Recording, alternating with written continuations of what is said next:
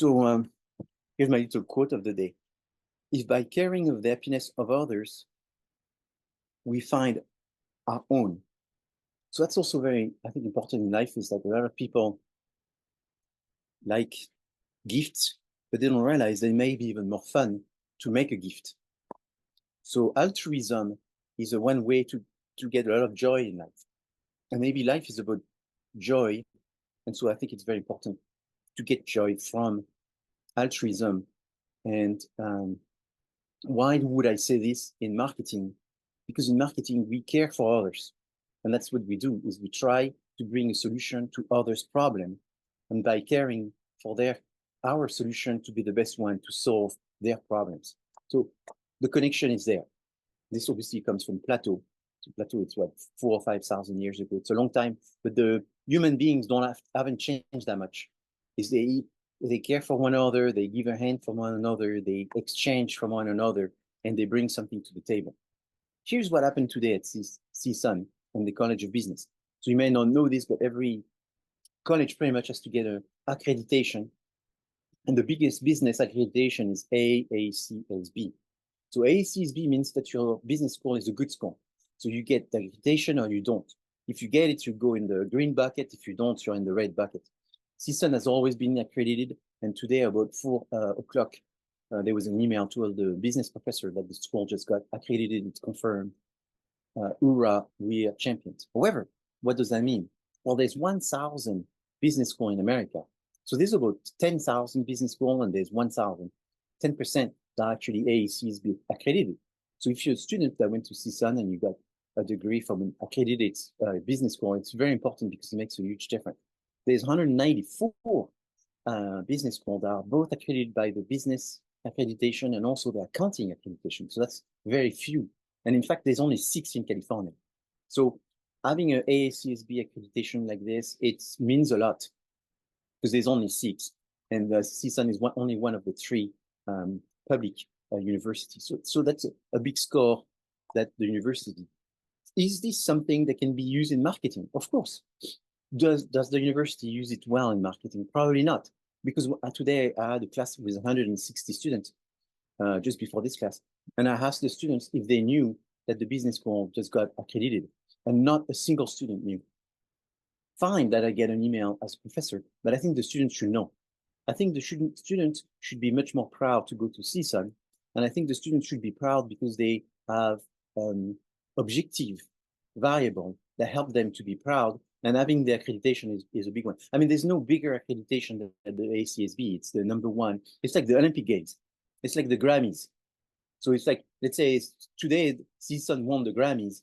Do you think we should not know about it? The students should not know. They should know. So is CSUN good at marketing? Probably not. Is it good in education? Obviously, yes. I guess that's better. It's better that CSUN is good at education than in marketing. And maybe let the other university that don't get the accreditation get good in marketing and make fire of whatever they have. So that's good. I just wanted to bring this up. So what is marketing? Marketing, people say it's about selling. Marketing is about advertising. What do you think marketing is about? If there was one word, if there was one sentence, what would you say it's about? Promoting. Promoting. And promoting is a good answer.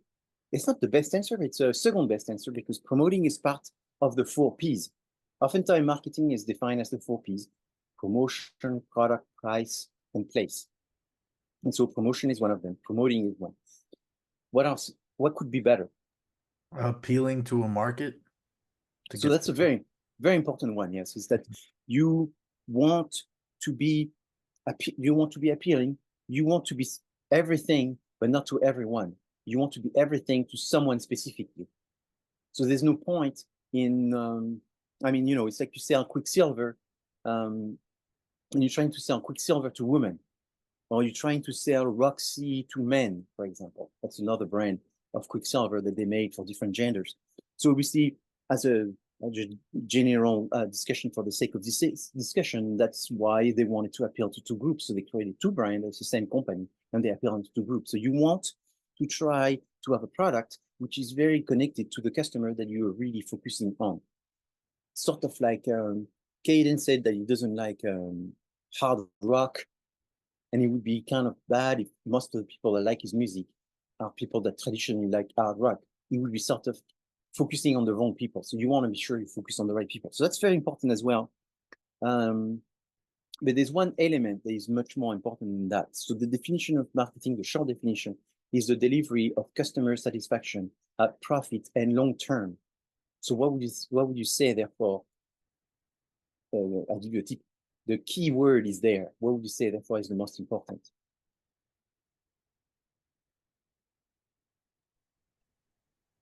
Long term. Why long term?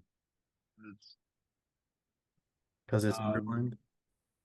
I mean,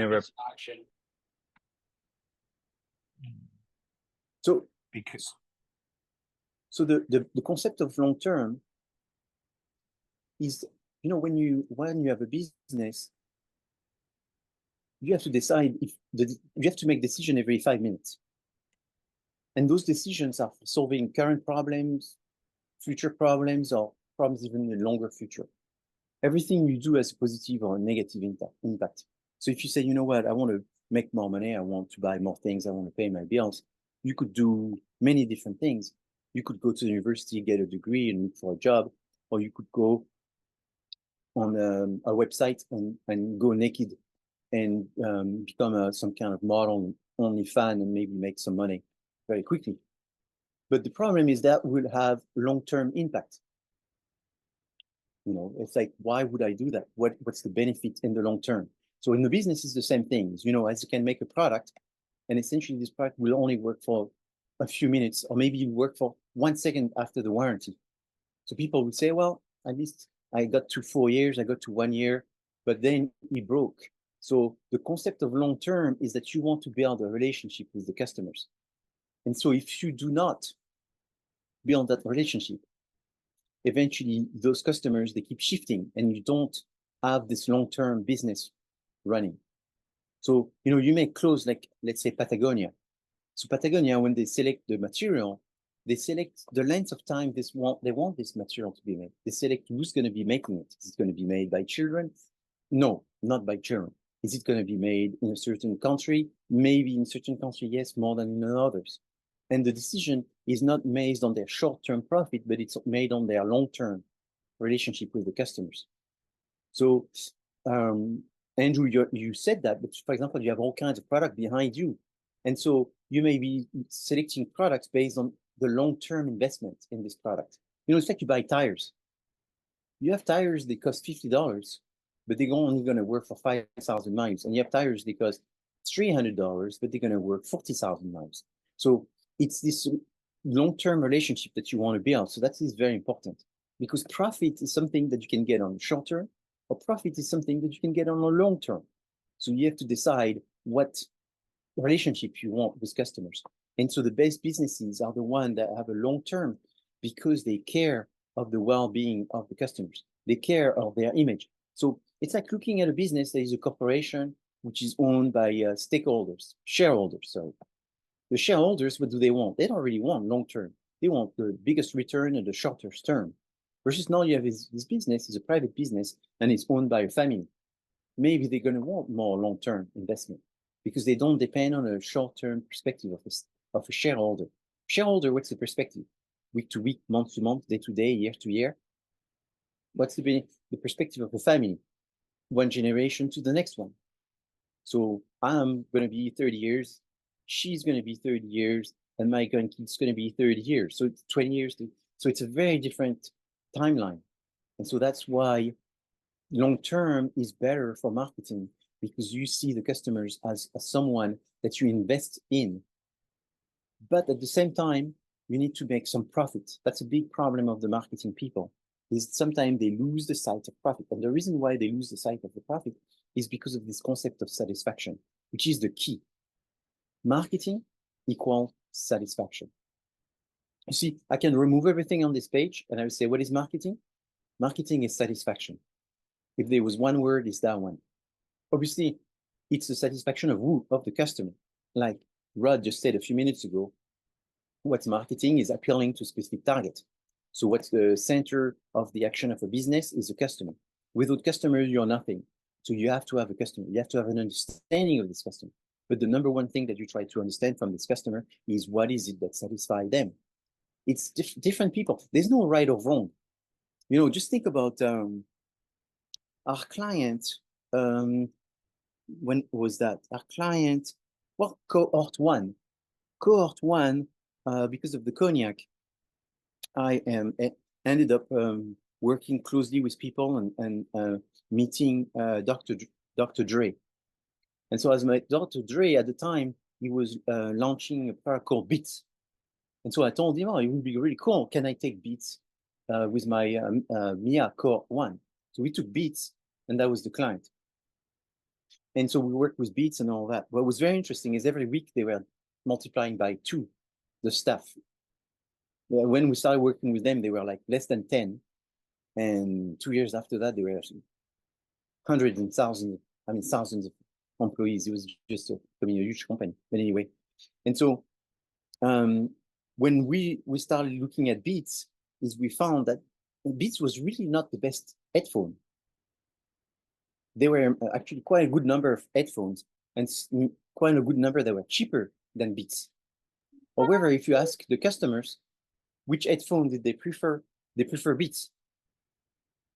So there was the perspective about the customer, and there was the perspective of the professionals. The professional didn't buy Beats.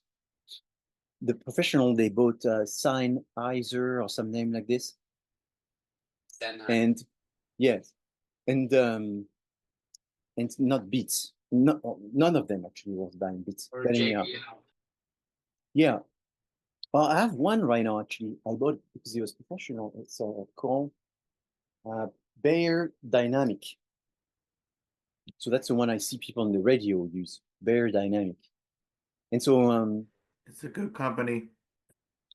Yeah, that's what I heard. So I kept hearing because of Nia, and I think I had the Sony or something before, and because of the course, I said, okay, I need to get a better one. So I got the Bear Dynamic. That was the one the previous court recommended, but anyway. And so, but at the time, 12 years ago, the Beats, Beats was just, I don't know if you remember, they were everywhere. Almost, and it happened overnight. Suddenly, you could see them everywhere. And that's a business that went into, they sold it for what, $2 billion, $3 billion? It was a huge success. Obviously, because of Dr. Dre and his collaborator, Jimmy something, Levitz, whatever. Jimmy Iovine. Jimmy Iovine, exactly. And so they became super successful. They are 2 very talented people. And so they were successful, but they were focusing on the satisfaction of the customer. What do the customer want? And satisfaction is measured by what people perceive.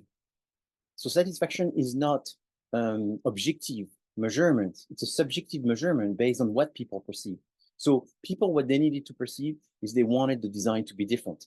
That was one thing that was nice about the Beats is you could recognize them. When someone was using a Beat, you could see they're using a Beat versus someone else is using something else. So the design was very important.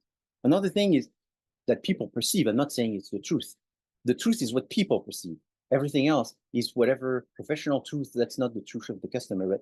So the customers, they also perceive the Beats to be really good. The sound being loud and having a loud type of background or whatever it was. And that's what people perceived. And also that's what they were told that they were going to perceive. So I don't know what was the truth versus what they expected to get and eventually felt more that they were getting. So people satisfaction is measured by what people expect, and that's the absolute truth. So what is the delivery? The delivery is the execution. So it's also very important. You need to have a business that is well executed. What you need to do at what time, what do you expect to happen, what do you do next, who are the distribution, what are the business flow, the finance, the budget, the organization, how do you employ people, who you hire, how do you motivate them and all that. So it's extremely important.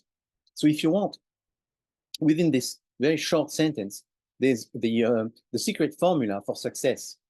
First you start with the customer. 2, you make sure that you know what they want and they're not all the same. So you figure out what they want. You give them exactly what they want. You do it in a way that it's convenient, easy, safe, and then you make sure you make some money. Not a huge, crazy amount of money, but just enough money so that way you can keep growing And you do it because you don't take advantage of them and you do it right for them. So that way you build this relationship and eventually in the long term, you get the return. And more important is you may even reduce your marketing because as they get satisfied, they tell other people and then you save money by not having to keep getting new customers, but you can get repeat. Repeat business is how you grow the biggest profit. And word of mouth is your number one visible success of marketing. The more word of mouth you have, the more that means that you're doing good marketing. Okay. Do you have any questions on this definition? So, yes. So, typical question that I would ask you in a quiz, it's what's the one word that summarizes everything about marketing? And then you have to say satisfaction. Now, one that I haven't explained too much, but therefore I'll sort of explain, but I'm going to ask it and see if anyone can answer is, therefore, why is profit a problem for superstar marketing people? Why is profit a problem? It's not an easy question. It's not extremely difficult. If you understood what is marketing, then it's easy. Therefore, why is profit a problem for marketers? Why is it something that they're usually weak at? Yes, Talim. So I think it's because like a nonprofit strives on like passion driven work, like having like love for the project, but profit is money driven. So there are different like exteriors that affect the outcome. I feel like Well, it's no. you can be a marketer of profit and non-profit. Right. Mm-hmm. So, yeah, it doesn't. In fact, when you're a marketer of non-profit, you do focus on profit as well, but you let your tax accountant make sure there's no profit. Yeah, but I was talking, very true. I was talking about like the volunteerism comes from passion driven. So it takes more of like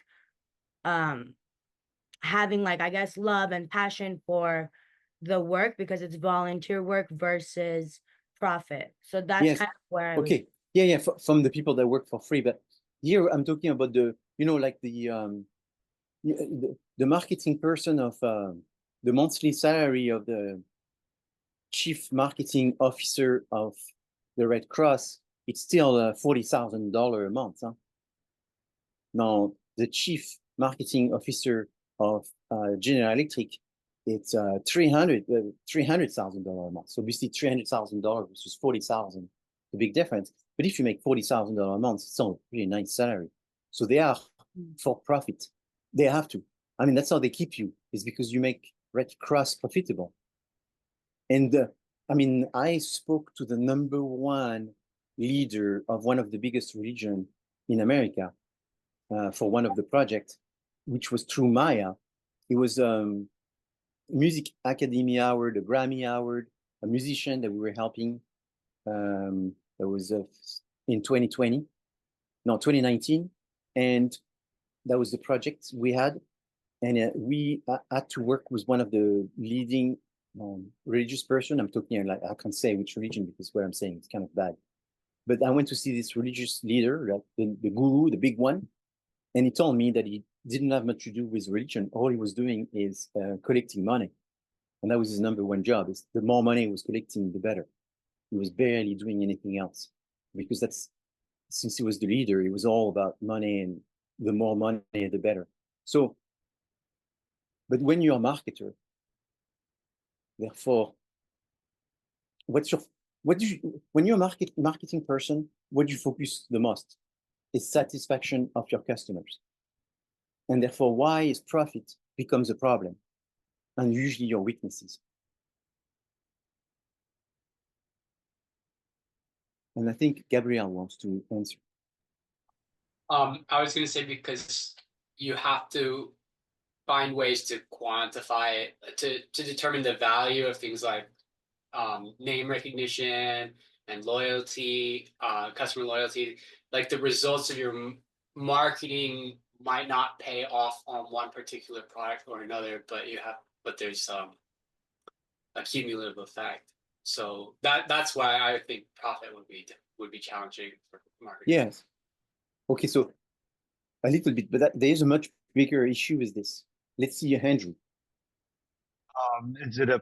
Is it an issue with the actual movement of money? Like if a business is highly profitable over a certain amount of time, then their target consumer has less to spend? No. Okay. I see what you're saying. No, you would sort of think it's possible, but that happens, but it's such a small number of people that are upset by a company that makes too much money. I mean, Could yeah. it be, Yeah.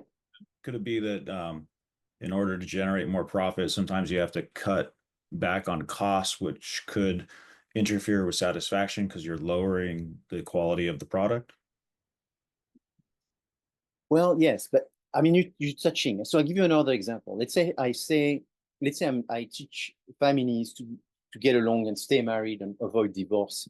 And then I say, to be perceived as a good mother is you need to make sure that you do everything your kids want you to do. That's great.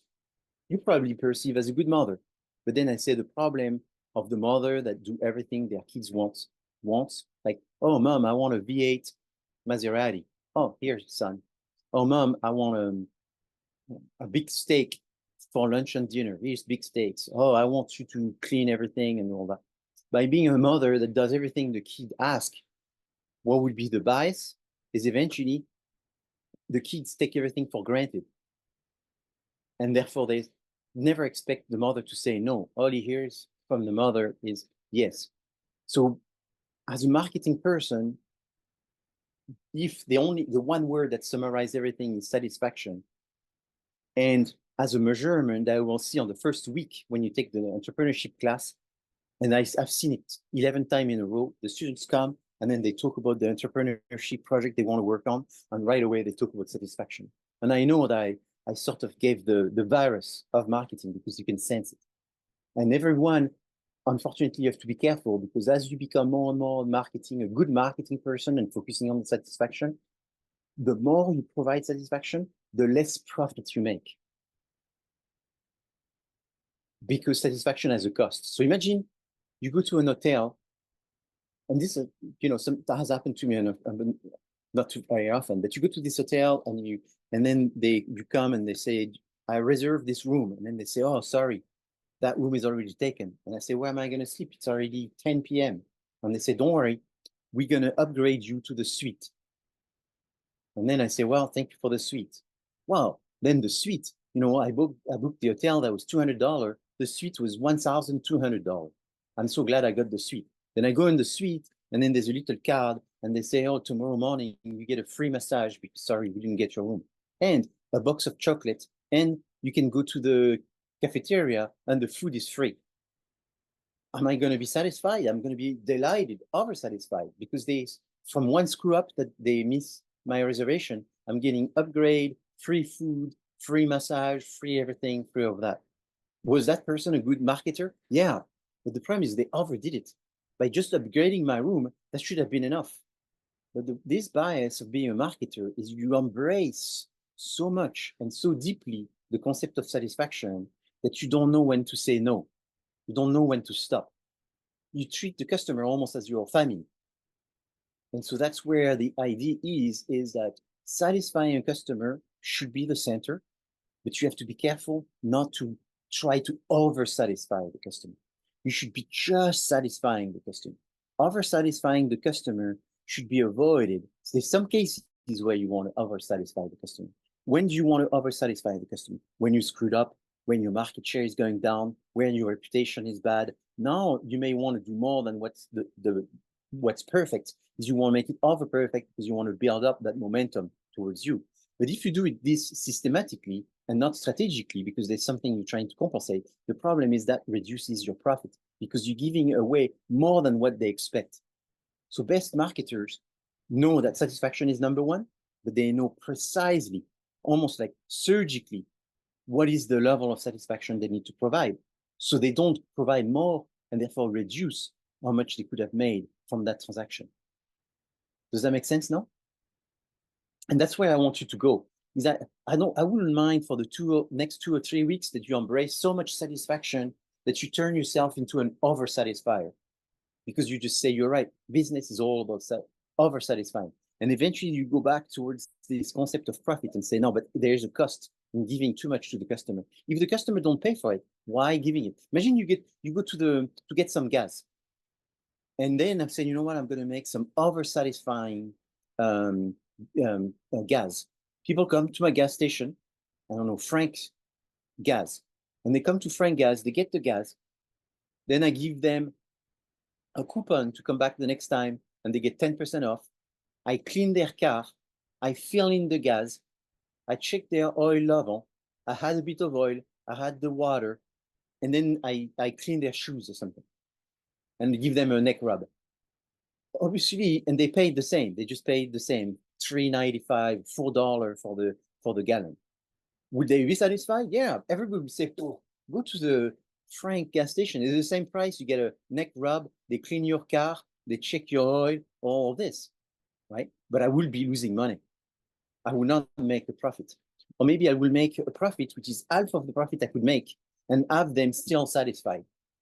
So I'm sort of over insisting on this because that's a very important point, is that understanding the concept of satisfaction is the most important, but over satisfying is 1% of the time what you want to do, but you want to do it strategically because you know that you're doing it for a result. Does that make sense now? So it's almost like it's a professional bias. And that professional bias comes from this over believing in the core concept of satisfaction. But it's okay. You just have to control it eventually. So I was saying marketing is also defined by the 4 Ps: product, price, promotion, and place. Now, why is it called the 4 Ps? It's called the 4 Ps because people can remember 4 Ps. Is the name 4 Ps convenient to remember, but not convenient to know what it is? What do you mean? Well, promotion should be called communication because it's about sales, advertising, public relations, social media, and all of that, and sales promotion. So it's called promotion, so it's misleading. It should be called communication, but then it'd be 3P, 1C. So therefore, nobody will remember the 4 Ps. Okay? Then the other one, place. Does place make any sense? Now, people don't know. If I ask you what is place, you wouldn't know. Place means distribution. So it should be PPCD. But you know, it's easier to say the 4 Ps. So that's why they have to find a P that somewhat explain what is a distribution. So, you know, its place is the channel of distribution, the location, the retail, the wholesale, and all of that. So just have to remember the 4 Ps and try to remember that promotion equals communication and place equals distribution, okay? Now, what is this idea that there's marketing myopia? Marketing myopia is the fact that eventually you need to be in love with the problems. Eventually, you need to understand that every business that is successful may not be successful again because the world constantly changes. There's difference in the environment. There's different people where they spend money, and there's different trends in your society. So the reason is that people think that customers, they want the same benefits. And eventually, they are not in love with the same benefit. People have changed. So they are looking for different things. They want different features. The features, interest changes. So the idea is you constantly come up with solutions. So here, the example I use is drill bits. People are not in love with drill bits. They're in love with holes. So they don't care if the hole is made with water jet, laser, or drill bits. What they want is the hole to be made, and to be made cheaper, faster, and more accurately. And so if you are in the business of providing solution for holes, you're now in the business of drill bits, because now you're starting to be in love with the solution. You're in love with the product. So you have to be careful and think about the problem. The issue here is that to grow business is you need to develop some capacity to innovate, constantly come up with something new.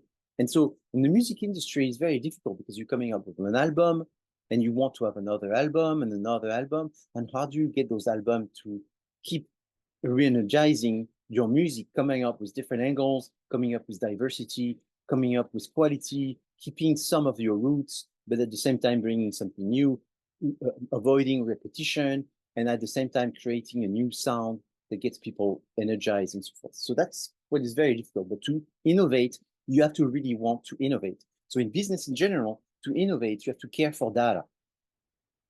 The first thing is to innovate. I do not believe in the shower time in order to come up with new ideas. I don't believe in daydreaming to come up with new ideas. I believe that ideas, the best source of ideas is collecting data in order to identify some changes that I can take advantage of. So I'm not saying you can't have a beautiful idea in the shower, but I'm saying is you don't want to count on it. Is you want to count in collecting data in order to get something from the data. And so a lot of businesses believe in innovation, but don't innovate because they don't generate processes of innovation. 2, they don't collect information and care for the data. Or 3, and that's another one, is they're a big company, they have different people that work in that company because they need to pay salary, and they are in charge of the data. So they've been told to collect data, they collect data, but they don't care what the data generates. And so collecting data is one thing, but using the data to make decisions is another one. Do people do something with the data? So a lot of organizations collect data, they don't know what to do with the data. When you do your research, you want to think about the past, not just the future. You don't want just to anticipate the future and not think of what happened in the past. The past sometimes is a source of inspiration for the future. So young people are better equipped in order to think of the future than old people, because the young people are not part of the current solutions. They're possibly part of the future solution because they don't care of the past. However, just thinking about the future is, I think, missing an opportunity by looking also at what has been done in the past, looking at other environments, looking at what you're good at, looking at what your competitors are doing. So searching for information is very important. So I asked you this question last time, is what does the business need the most? And all of these are very important, but the most important is a solid business plan. I think business plans are for birds, nice but necessary, not necessary, something I can do without my content, useful and informative, essential, will not do business without it. So this is the truth. Business plan is extremely important. Understanding your costs, understanding your target, and setting up some objectives, having tactics and strategies, having a budget, having a timeline, having resources in terms of protection, legal protections. And so having a business plan is very important. And I talked about what is a business plan, and I'll go back to it. But all of this is important because you want to make decisions, and you don't want to make decisions just for today, but for the future. So where do you dig information to make decisions? So this is a core knowledge that you need to have. You dig information in the environment. In the environment, you have the sources. It's like a mine. This is where you're going to mine information in order to make better decisions. And you have what you can do and what you would like to do. So when you look at the environment, you have 2 layers. The closest to the company, that layer is called the micro environment. And the layers that is away from the company, indirectly affecting the company, is the macro environment. The micro environment is made of your customers, it's made of the company, it's made of the suppliers, the intermediaries, competitors, and the public. Suppliers are very important because they can give you an advantage. Customers are the most important because that's the center of the lifeline of your business. The intermediaries may be the designers, maybe the accountants, maybe the people who do the distribution and shipping. These are very important. The competitors, obviously, they most of the time are not something that you can take advantage of. Most of the time, they are an impediment. They are an obstacle. They are hurdles that you have to deal with because they compete against you. They're trying to take the best suppliers, the best customers, the best intermediaries. Then the public are the people that are not the buyers. They are the people that are in the environment. They may be consumers that don't buy, but they're part of the community where you work, where you have your factory, your warehousing, and so forth. And then you have the company, because in the company, you have your own staff. You have the people that you have to motivate, the people that care for what you're doing and all that. So all of this is the micro, like a microphone. So the way maybe to remember this is you think about a microphone. The microphone is very close to you. It's the closest thing to you, the microphone, you speak to it. And so that's the micro environment, directly affecting the company. Then you have the macro, MACRO environment, which is, obviously today with the economy, we're talking about inflation, for example. So that the economy has a big impact. The nature, so access to natural resources. So obviously, a good economy is made of access to resources. What's the economy? The economy is the transformation of resources. So if you have cheap energy, you have something cheap to transform. The cheaper the energy, the better your economy, because the economy is made of transformation of your energy. All is energy transformed. Cheaper energy transformed makes a cheaper cost, cheaper products, bigger economies. And so natural access to natural resources is very important. Less access, less economic opportunities and so forth. Technological is another one. Do you have access? Can you use technology for your advantage? And so obviously in the music industry, technology has played a major role this past 25, 30 years because of all the different formats the music has come, from the vinyl to the CD, from the CD to the digital format, online, through streaming and all of this has had a huge impact. Political changes can be very important because there's change of regulation.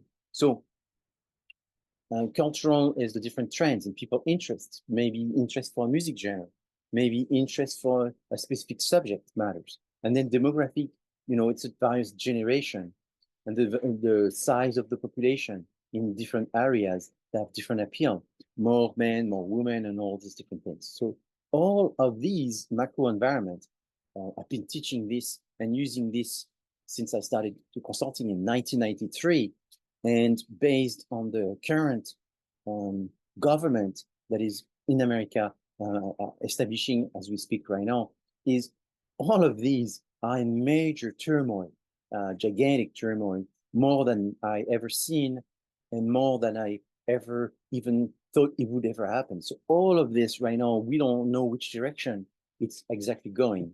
I mean, there's the narrative of which direction it's going, but which direction is it actually going to go? It's not that easy because it's a lot in the air right now. So America is going to leave possibly a 2025 that will be dramatically upset, hopefully in the right direction. We can hold hope for that when it comes to the macro environment. Do you have any question on the environment and the different elements of the environment? So from this, I want to jump back into what do we do with this?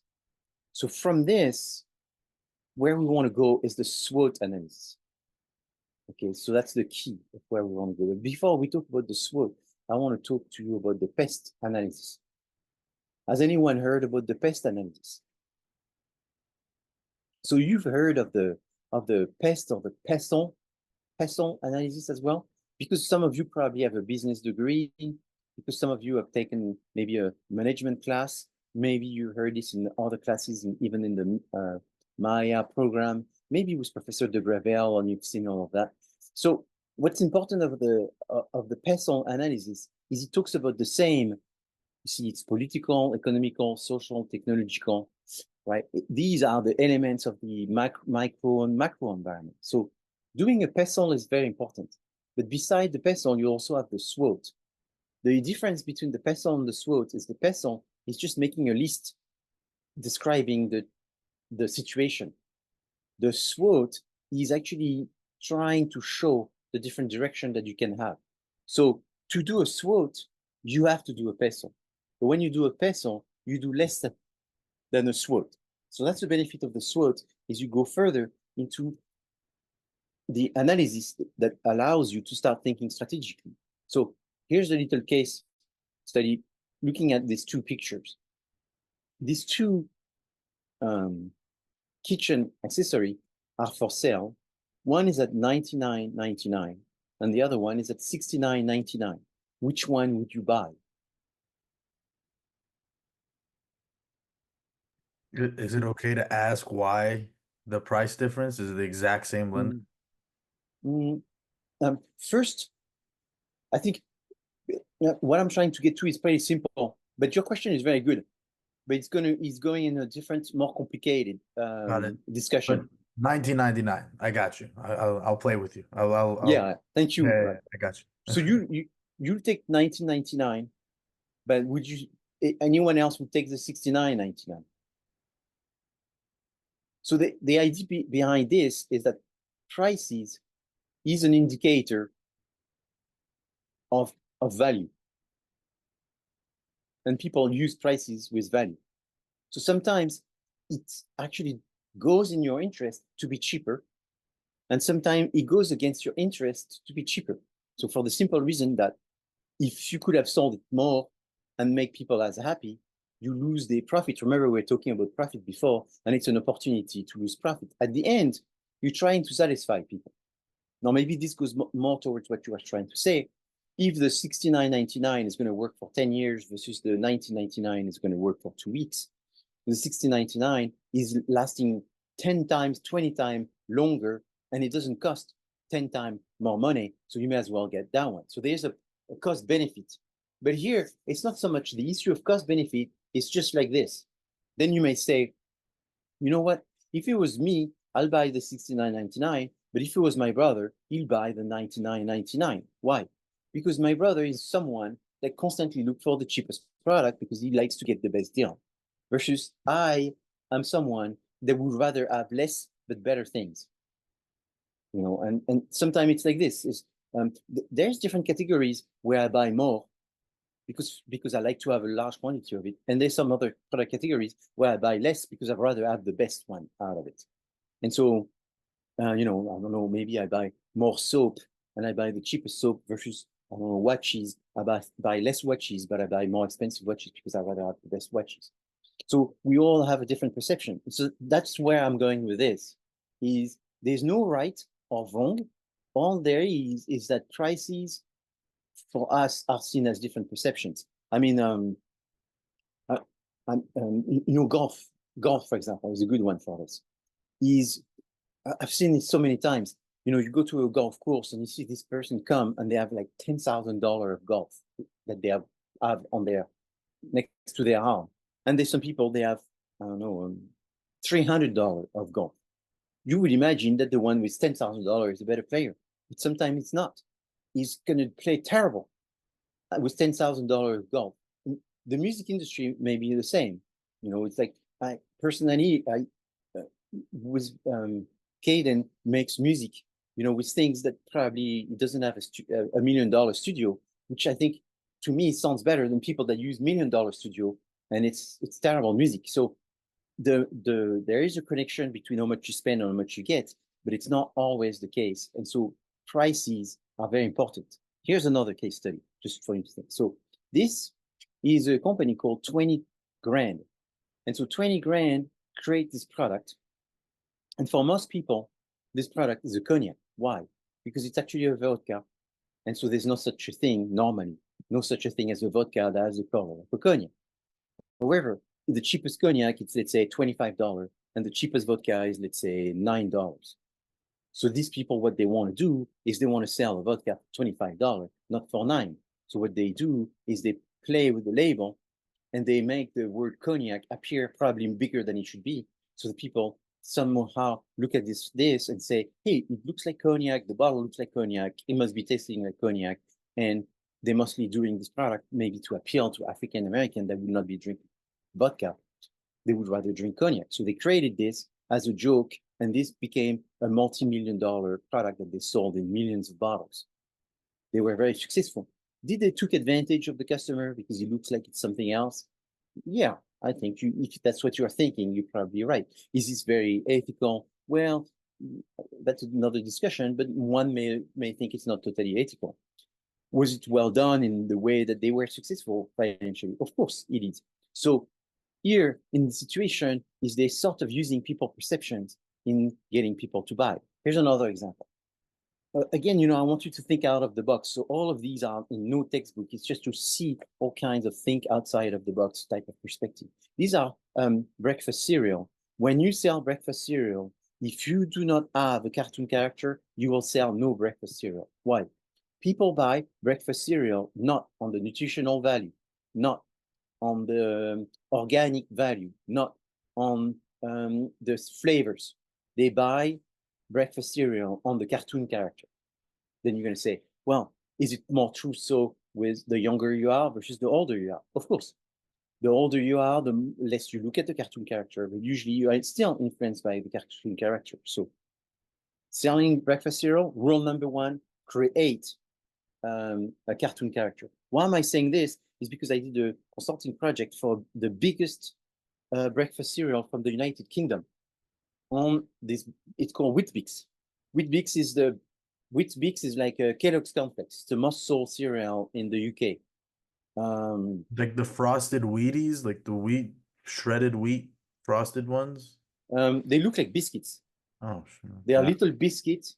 And I mean, if you speak to an English person and say Weet-Bix, it's like if you say ketchup Heinz to an American. I think it'd be very difficult to find an American that has never heard the word ketchup Heinz. So it's the same. It'd be impossible to find an English person and say Weet-Bix. Every British person has had Weetabix, and most of them have Weetabix. And Weetabix is just a yellow box, and it says Weetabix, and there's the picture of the biscuit in the middle.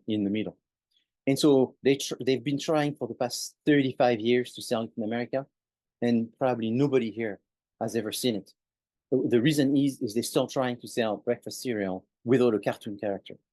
And so it's that simple. Is there's just an issue of price, of look, of perception, of positioning.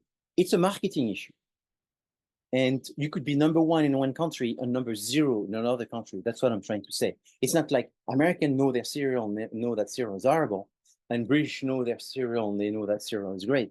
Obviously, someone is wrong in there, and there's nothing wrong with the product. Nothing wrong with English or American people. It's just there's a code. There's a secret formula to succeed for a specific product. And if you go against that secret formula, you probably will run into trouble. Could there be a secret formula in the music industry? Yeah. Could there be a secret formula in the vodka, in the cognac, in the car industry, in the pajamas? There's a secret formula in every marketing, and the role of a marketing person is to understand that secret formula and then play with it in order to be successful. And so that's what we're going to do for Kaden. Work on the music secret formula. So what's the name of that secret formula? The name of that secret formula, no matter what the industry is, it's the tire industry or the gold Rolex watches, is the same. What is the opportunity? And so every business has to identify the opportunity. The opportunity is the hardest thing in understanding in business. It's everything that is in front of us. We all see opportunities and we all catch opportunities. Some do, some don't. Some don't see it, some see it too late. All right. So that's what's very important.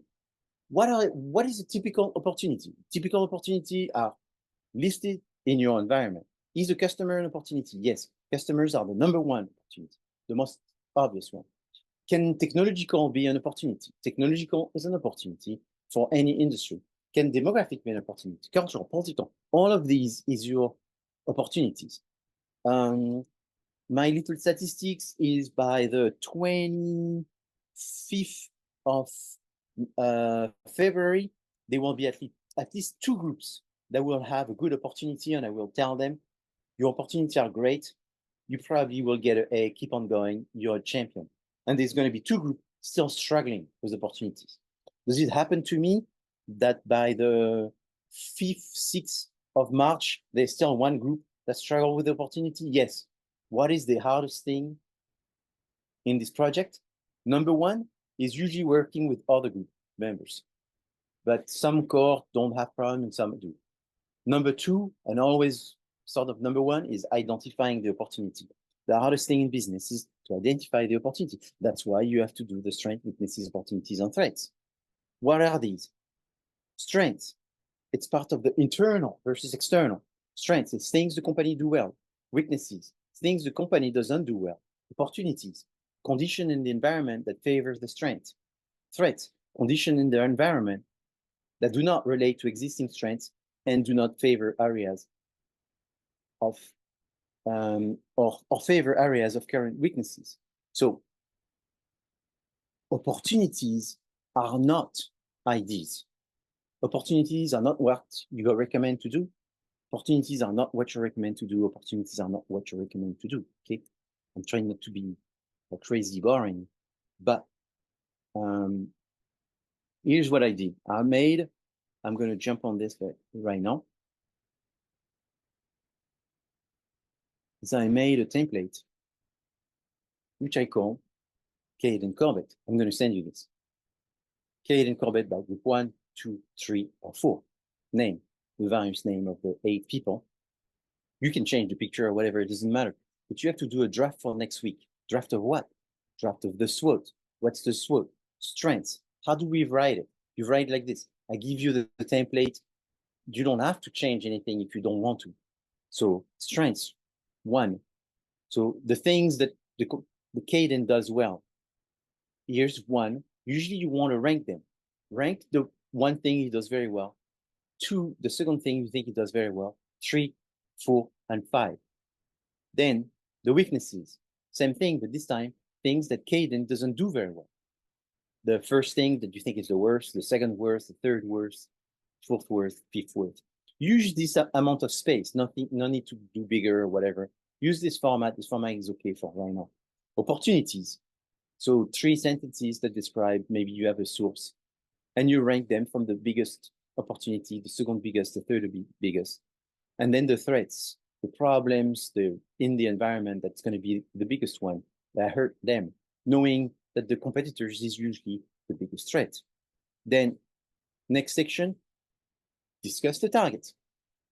What would you say is the characteristic, the main characteristic of the target, the second characteristic, the third? When you talk about the characteristics, you describe the characteristic and then you justify why you think this characteristic is important. Then the main IDs. So that's the things that usually students want to write. That's why I put it last, because do you want to write all your main IDs? Fine, but put it in the main IDs and just put there the things that you think Caden should do. These tend to be very tactical, and that's okay. But eventually you want to think strategic. And that's what I said is very difficult. I said this just a few minutes ago. I said the hardest thing to understand is what are the strategic opportunity that I could create in order to explain to my client what are the strategic direction that the client should take. What I'm saying right now is a foreign language right now. I don't think anyone speaks Greek. So I'm going to say it sounds like English, but really at the end, it's probably Greek to most of you. Eventually, you need to understand that strategic direction, opportunities, and connect them. So what should you send me next Tuesday when we meet again is this template. And I will send you some more samples. And in fact, group 1 will be making a presentation. Most likely, they're going to do a little SWOT in their presentation in trying to explain what is matters good at, not so good at, what direction opportunities matters could take, and what are the threats, and what are the strategies, and how to implement them in terms of IDs. So that's what we should be seeing inside the group presentation, and eventually that's what we're hoping for. So another one thing that I've created that I would like to show you before we get this group to present.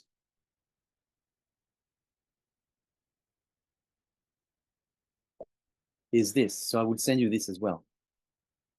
Let me make it a little bit bigger. What I did is I created a SWOT, which is not a bad SWOT, but it is the SWOT that I usually get 95% of the time.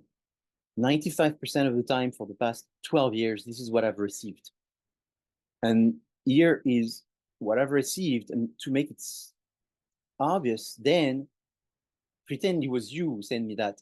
I actually wrote why this is wrong and what should be in there.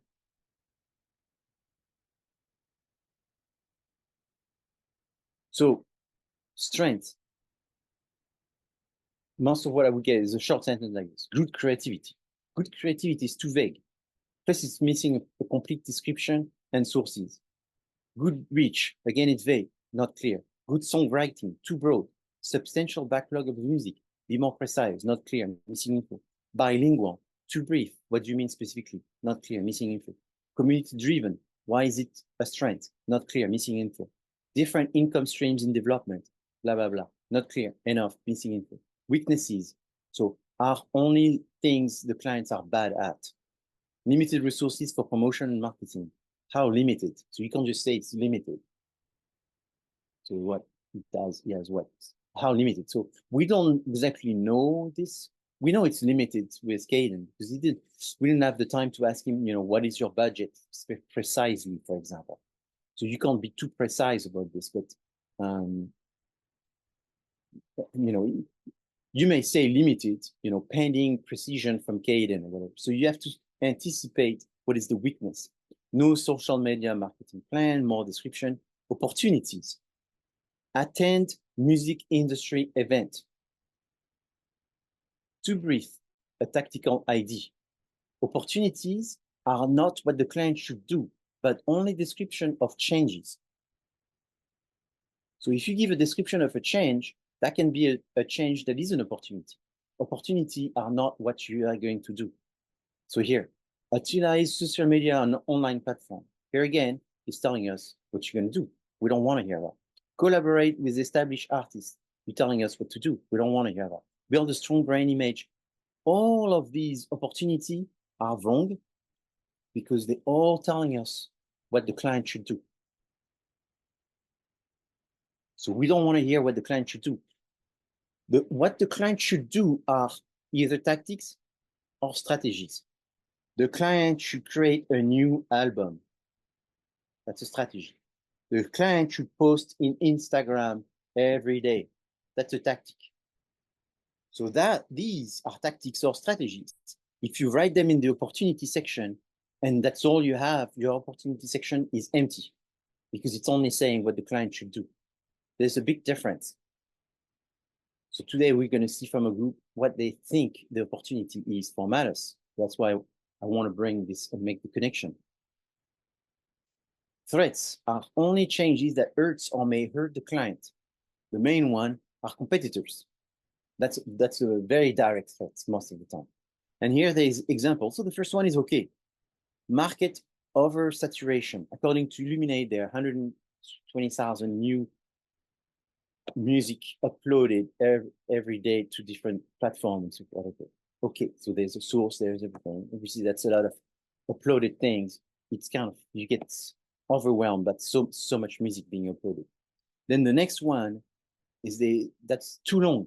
They've wrote a novel on the next one. Why suddenly it's too long? So you don't want a SWOT analysis where sometimes you have 2 sentences and sometimes you have 8 sentences. It needs to be balanced. You need to be brief, but not too brief. Discord, here it talks about Discord. No idea how this connects to the client. It's very obscure.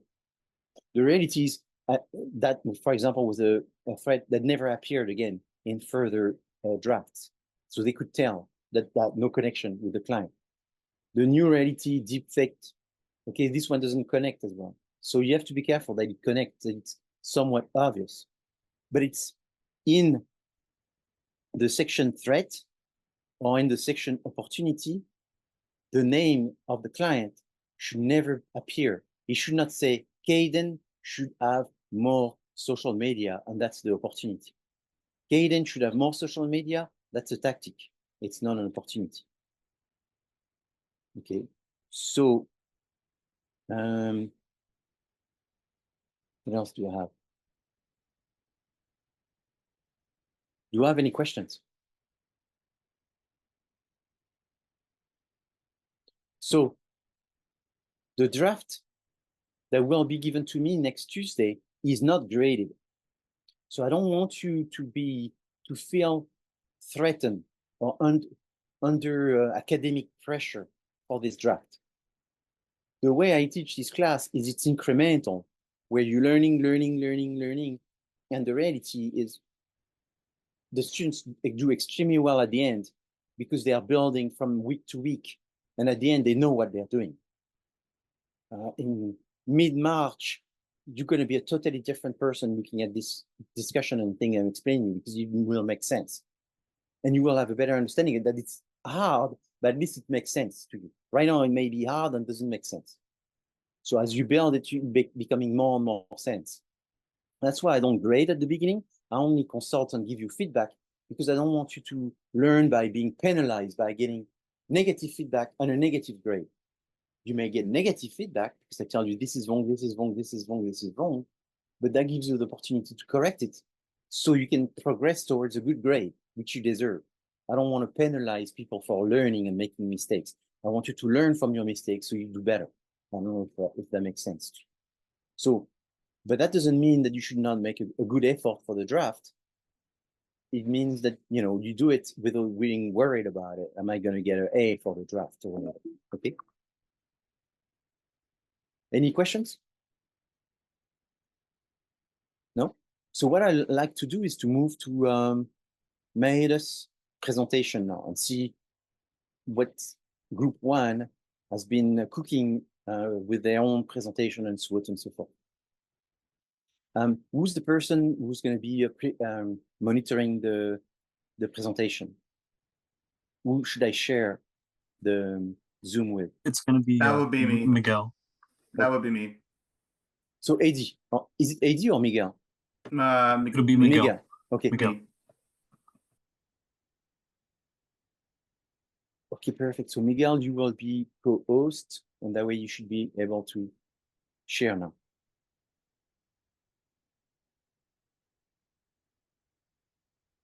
All right. Does everybody see my screen? Yes. Awesome sauce. All right, everybody. We are Team Salty Consultant, and our client's gonna be Mattis. All right, Mattis, we're gonna be talking to you right now. We're gonna sit you down. All right, everybody. You guys ready? Yes. All right. We'll be beginning in 3, 2, 1. Present. Hey, Mattis. Thank you for meeting with us today. We are Salty Consulting. I'm Eddie, and joining me today are my colleagues Rod, AJ, Nadia, Bryce, Miguel, Kevin, and Josh.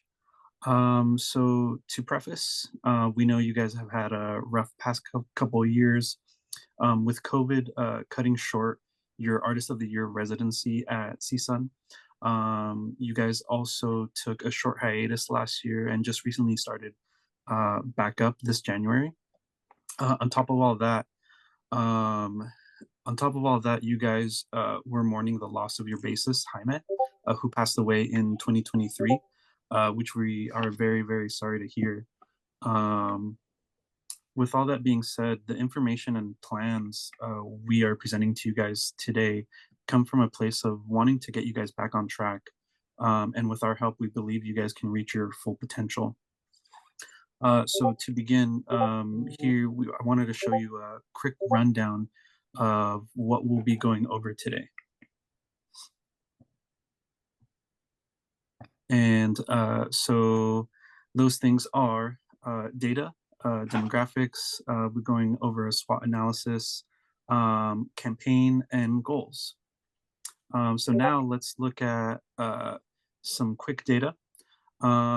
Taking a look at your career snapshot, at first glance, you can see your career stage is still developing, your network strength is active, your social engagement is active, and there's been some recent momentum, so that's pretty steady right now, most likely because of coming back from the hiatus, but everything else is pretty much to that first level. So now going through some engagement trends. So some engagement trends, Spotify has 536 monthly listeners. The fan conversion rate is 98.62%. And the popularity index on Spotify is 3 out of 100.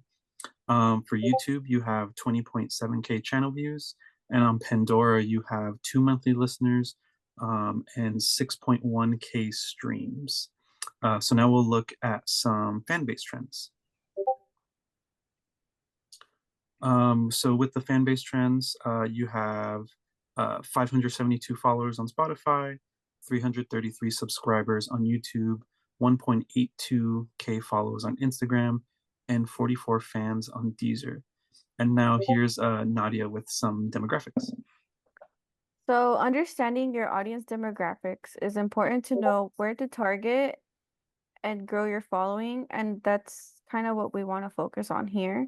We see here that your top cities are Lima, Mexico City, Los Angeles, and Santiago. So where do we go from here? How do we reach fans that aren't necessarily near us? But how do we connect with these fans beyond these geographic locations? The answer lies in leveraging the power of social media. Social media transcends geographical boundaries, allowing us to effectively promote your music to a global audience. While we're working on focusing locally, we can film and use that content to connect with your fans that are in South America. And also it'll get them to know that you're back and making music.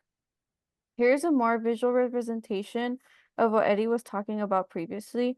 We see that your strongest platform is Instagram, having 66% of your fan base there, with a total of 1.8K followers. Obviously, we want to put our focus on that platform, given that it's more than 50% of your fan base. We don't want to ignore the other platforms, which will break down our efforts and what we'll be doing to increase those numbers throughout this presentation. All right, so first off, we actually recognize that Mattis has a really fabulous sound design. It pays homage to not only the Strokes, Arctic Monkeys, Two Door Cinema Club, and also, believe it or not, also Queen of the Stone Age.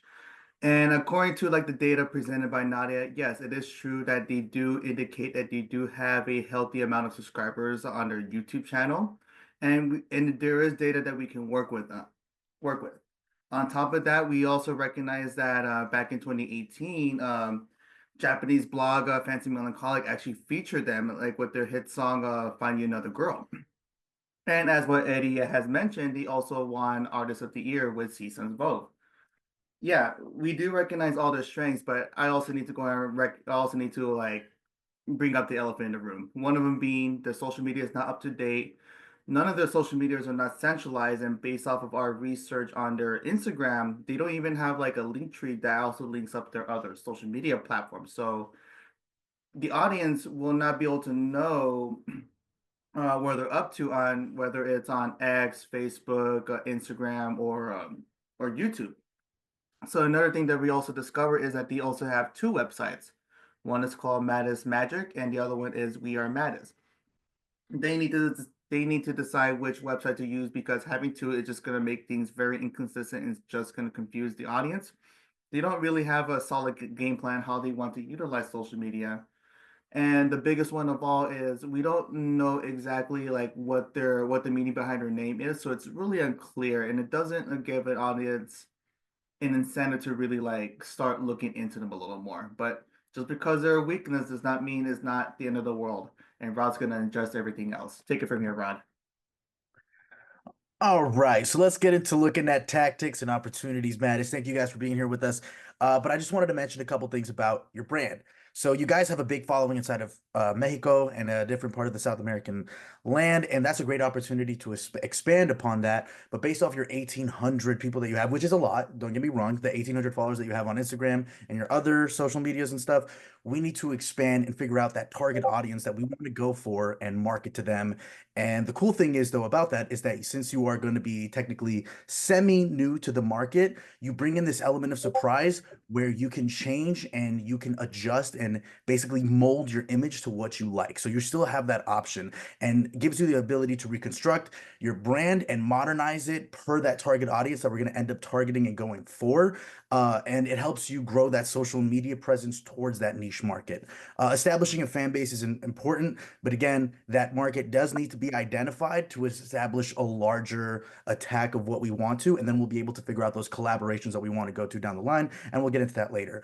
But basically, what we want to do as a tactic and as an opportunity is to go through a test phase of ad campaigns to understand that target audience, and then give you a chance to recreate that a new music and a new image and a persona to match something fresh and expand upon that, and then work towards those kinds of collaborations as you grow. And your band chemistry allows you to have a quick recovery from having a very stagnant period, because you guys already know how to work together and make music, and it'll allow you to dish out and rebrand and remold. There's also wonderful different opportunities in terms of using AI to be able to help you with creation, which is awesome to get into that. And then there's also cool different sources on the internet or different companies that you can work for, or you can work or hire for, that allow you to get work for hire people to really build out a strong team. The goal is to have a strong team of people that work for you in terms of creating that brand and that image, which there's Fiverr, for example, to do that, to hire them. And another big one is engineers. So in terms of dedicating a person to your sound, to establishing that sound and engaging this new side of rebranding, you can use engineers to find an awesome team for production, which connects these producers, these audio engineers with you guys. And you could use the internet to find a stronger team that allow us to market that certain image that you're going for. And there's all these resources to establish on that and to collaborate with people on the same level and plane as you, which we want to work towards these little collaborations to show yourself in a little bit of a guerrilla marketing kind of tactic and give you opportunities for growth. Nothing to compare to when you're starting from a little bit of a midpoint or a low bottom and you've been stagnant for a little, but it means that you have the option to expand and explode, which leads me to the next thing, talking about the threats of your situation. There virtually aren't too many threats due to a lack of the presence and following, which is a good thing and a bad thing, but it's more of a good thing right now because we need to establish that brand and identify the competition and see the people that would be trying to go for your niche market and blow them out the waters. You have to become a force to become reckoned with and competing with these brands in a similar market. And the threats to yourself really is losing that momentum and not following through on a plan. So we have to figure out a way to stay consistent and not lose that vision. And with that being said, let's get into the focuses and the campaigns and the ideas that we have to get you rocking in the world of marketing. And I'll take over that. Thank you. Yeah, thanks, Rod. Thanks, Rod. Let's raise the following questions. First, what do we do to address the hiatus to Mattis's current and developing audience? And once we have reestablished our presence, how do we take Mattis to the next level? Keeping these questions in mind, we've outlined some focuses for you here. As mentioned earlier, Mattis's social media is not up to date or centralized. Listeners need a home base for your followers to find everything related to your band. They need to know where they can go to find out everything about you. Mattis needs to reestablish its social media presence after the hiatus, to reacquaint its current audience with the comeback, as well as gain new followers. We need to get the whole band with the program. We need to identify and delegate roles and task leaders so we can maintain consistency in our branding. This could mean having members responsible for particular goals, perhaps delegating apps that each member is in charge of, or delegating roles for us if you want us to help you. Various social media accounts will need attention, and it's a constant battle. Not only that, it's a moving target. Members could really pull it together and maintain a consistent presence on their social media. You'll need to build up Mattis's fan bases by targeting Los Angeles, Mexico, and South America. You could rebuild your monthly listeners by promoting your current catalog of music and by releasing new music. There's nothing wrong with taking a break, but if you guys want to keep Mattis alive, we need to clarify some goals in order to hit the ground running, which I'll get to. We can organize some achievable goals for these points here. We'll need to announce the comeback and tell your fans your story if you're comfortable with it. We have a PR rollout and a social media campaign that we can develop for Mattis. We need to revamp the brand. We need to consolidate your links. You need to drop new content. Your audiences won't make the effort to be fans if you're not making an effort to find them. We could make a link tree. You could schedule photo shoots. You can allot time during your recording sessions to take photos and videos. You need to connect with your viewers. We need to engage directly with fans. You can use current social media tools and trends, like creating a channel on Instagram, community posts on YouTube, Discord servers, collaborative playlists on Spotify.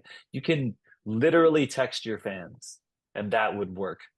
We should work to get local shows as well, and promote the current catalog to build momentum for a new release. First, that would involve taking an inventory and all merch and physical music media that you have, so we can get that out into the market and give fans an opportunity to purchase them. You can have giveaways, discounted merch bundles, remixing or remastering your audience's favorite songs.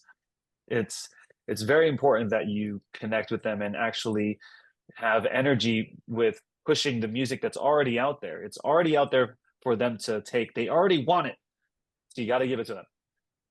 And this brings us to releasing new music.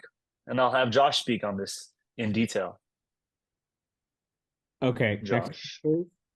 All right, so there's a few steps they have to follow. The first step is they have to start doing pay-to-play gigs around LA, such as at the Viper Room, the Whiskey. Several promoters do gigs there where you only have to get 15 to 30 people to buy tickets in order to play there. And they also have open mics they could be doing. And the next thing they need to do is finding the songs that will receive the best. They need to start recording some demos and then make a GoFundMe so that they can actually go into a studio, hire an engineer, and record a new EP. So my idea is they record a collaborative single with an artist that they sound like. So for example, if you go to their Spotify, Coastals, The Vacant Shapes, The Jankos, The Audiots, Black Pulp, The Breach, there's several artists who kind of have a similar aesthetic to them. So my suggestion is they do a collaboration with them, and then they release an EP, but it needs to be more professional, like more top 40 kind of sound quality production. So the GoFundMe is going to be essential to that. The next step is once they release all this music, I recommend they find a blog or like an indie college radio station or something like that to promote the music before and possibly even after. And then after they do this, maybe they should go on like a 2 to 3 week West Coast tour, get their name out to like all the cities in the West Coast. They'll probably have to rent a van to carry their equipment. And then my suggestion is they would put on credit and then pay it back from the gigs. And then I put a Google Calendar with all the rough approximation of all the dates in on the right hand side. Thank you. Next slide.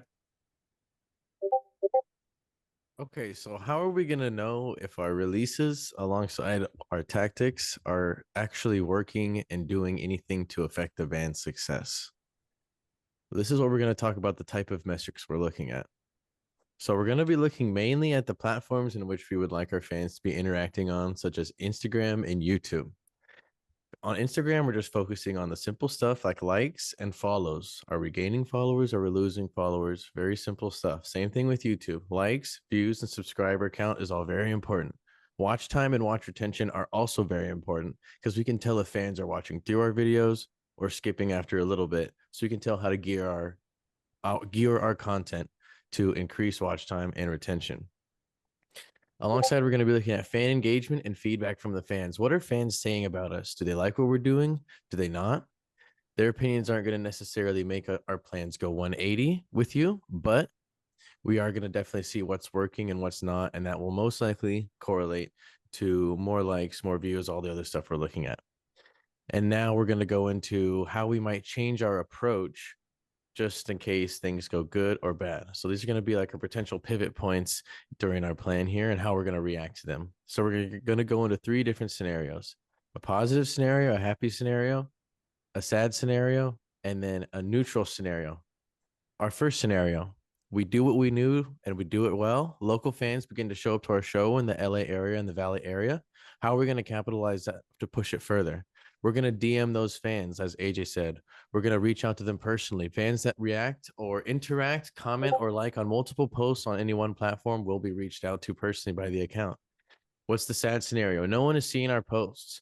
How are we going to generate buzz? Well, we can use things like hashtags, tags, and require the individual band members to utilize their own personal social media accounts for the collective, kind of centralizing and pulling together the fan base. So what about something neutral? One social media is getting a lot of attention, but the other ones aren't. Well, we're going to really dive into that social media that is getting attention and be sure that that larger social media links to all of the other medias to try and stimulate growth from what we know is working to places that aren't working so well. And now we're going to go into what we would do in the future after all this. Awesome. Thanks, Bryce. I will be talking about your future plans, which are strategically designed to build upon the short-term achievable goals that were mentioned by AJ. Your first one is to establish a robust digital footprint. You should aim at cultivating a dedicated global fan base through a consistent and engaging digital presence across multiple platforms. By maintaining the momentum of your initial PR rollout and social media campaign, Your aim should be not only to keep the current followers engaged, but also to expand your reach internationally. This will involve leveraging analytics to tailor content that resonates with diverse demographics and ensuring that Mattis's digital presence reflects each member's artistic identity. The next one is strengthening live performance reputation. Mattis needs to become recognized as a must-see live act in major music markets around the world and develop a sustainable merchandising strategy that aligns with your brand identity. This includes planning a series of tours that are not only profitable, but also enhance the band's reputation for live performances. To support new releases, more live performances should be scheduled, focusing initially on local venues to strengthen the fan base in LA. The next goal is achieving commercial success through music releases and strategic collaborations. This goal builds on your short-term objective of releasing new music by establishing Mattis as a versatile band. This includes targeting major playlists, securing nominations or wins at music awards, and collaborating with artists that can introduce Mattis to different audiences. This ultimate aim is not only to chart on platforms like Billboard, but also secure a lasting legacy in the music industry. You should aim to release 2 singles leading up to a mini album, creating a buildup that leverages anticipation and excitement. Alongside music releases, you should conduct promotions to clear out existing merchandise inventories through giveaways and discounted bundles. Like I mentioned earlier, these long-term goals are designed to build upon the foundation laid by your short-term achievable goals, ensuring a cohesive and strategic progression for Mattis's career. All right, this about covers it. We are Salty Consultants. Thank you very much for listening.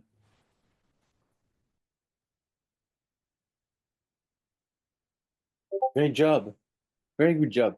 I what I like the most is the creativity and how practical you're trying to be for the client by coming up with a measurable, achievable. So this is always excellent. That's what's exciting to work with the Maya students, is that they have creativity and they know the industry and they embrace all of these different steps. And you give them achievable step, measurement, all that. It's good. Now, what I would like to do is maybe, Miguel, if you could put it back again, because I would like to go back. Okay, give me one quick second. Yes, Brice. Did you happen to time the presentation? Because if you didn't, I think it was a little bit more than 20. Maybe 22 or something like this. I mean, 20, 22, it's pretty close. Yeah. Yeah, it's Okay, that's close. cool. All So, right, you do know, you see my share screen? We were on time. yeah, 2022, it's good. Do you mind Nice. going to, so I'm going to ask you to go to certain numbers. So I think it's maybe number 10. Oh, no, yeah. Try number 10. Yes. Opportunities? Yes. So, you know, what you need to, the hardest thing in marketing is the opportunity. So just stay there. Actually, if you don't mind, what we're going to do is look at my slide and then go back to yours. So just keep that one nice and ready. Before you even get to it, I know exactly what you're gonna say. The tactics are different from the opportunities. I don't know how I saw it and I put it together and I didn't know what to do and I couldn't differentiate. And then I realized to divulge in opportunities, you have to go strictly into collaborations, turning merch into something and doing like an event out of it. And that is what you mean by the aspect of opportunity to target a certain audience instead of it being a tactic that we typically do for social media. I already know what you're about to go into, and I realized it after the fact, and I was the one that developed that slide. Okay, so thank you, Rad. So you learned something, but what's important here is I'm not gonna go through it for blaming your group or blaming you or pointing at anyone. Is because the mistake that I want or the improvement that I'm gonna recommend here to be honest, it's all every single time. And so I don't think there would be another group here. If they were first, they would not have made it better. So I just want to clear it now for everyone. So that way in the draft, because in the draft next week, I'm going to get 4 drafts. And out of the 4, even though I'm going to explain what to do, out of the 4 is I would have 2 correct and 2 incorrect, even though I'm going to explain it right now. And so what I'm trying to do is to remove it today. So there will be 2 groups that are going to get it. And next week, there will be 2 groups still making the mistake out of 4. And I will tell them what to do. But I'm not grading this very hard. And next week, it's not graded. So nobody loses to get my feedback. So I don't want anyone to feel pointed at. But if you want to comment after I explain this and see how you could have changed it and all that, that would be great, since your group might be more in control of the situation because you've done more than any other groups at this stage. But let me do this little exercise and then we go back to the slide. So which one of these do you think is a business opportunity? So A, B, C, D, and E. Okay, and it's for a brand of mask. So A, since the air is polluted, we should be making pollution masks. A. B, our pollution masks are rated the best protection against air pollution by the American Health Society. C, the air is increasingly getting polluted according to the American Health Society. D, we could partner with a popular brand of coffee filter to improve the quality of our pollution masks. E, diversification could be implemented overseas where nature is clean of phosphate. D. So I believe it's either between A or D, but D I feel like is a better because it's a collaboration, but it could be A because you're making masks, I guess. Okay, so Rad, you're saying D? Yes. Let me point at someone I haven't heard yet. It's been very quiet. Maybe Liana Rodriguez. Are you there? Can you tell us what you think is the opportunity? Yes, I am here. Can you rephrase the question? I'm sorry. Yeah. What do you think is an opportunity out of those 5 choices? Let me see.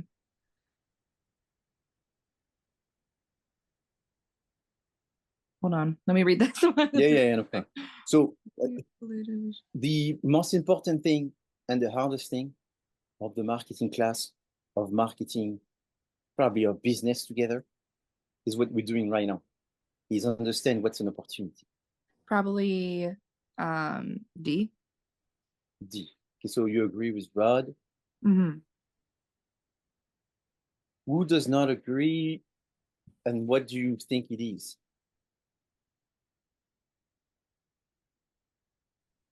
I think it's B. B. Okay, so now I'm going to go back to something else. Because we're not. So let me give you some example. We go back to there. We're not wasting our time. That's the most difficult, most important piece. And let me get some examples. Whoa.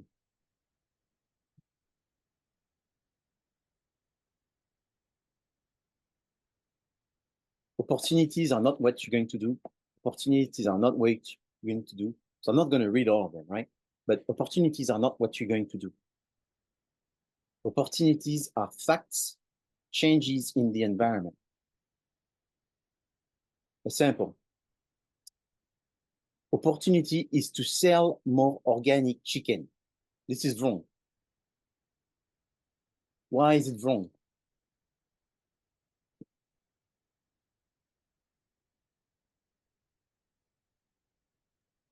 Wait, what was the question again? Sorry. So this one is wrong, is in red, and this one is correct. One is an opportunity, the other one is not. And this one says the opportunity is to sell more organic chicken. Why this is wrong? Telling you to do something. Yeah, it's telling you what to do. This one, this one is correct. sort of the same thing, but this one is correct. Opportunity is that people want more organic chicken. So opportunities are not what to do. Opportunities are just facts change in the environment. So E. So wait. Let's do this one, simple one.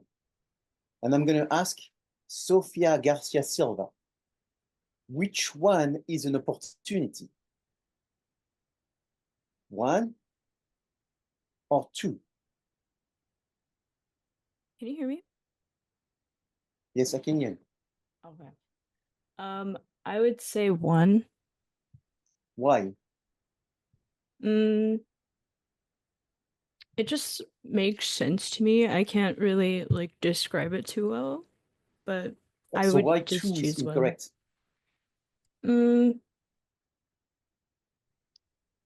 Wait, oh, sorry, could you go back?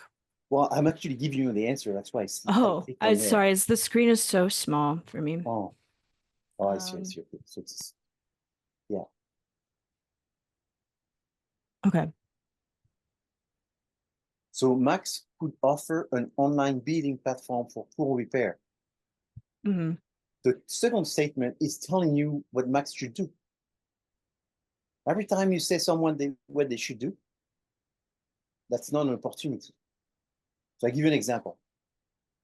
I have a store and I sell a drugstore.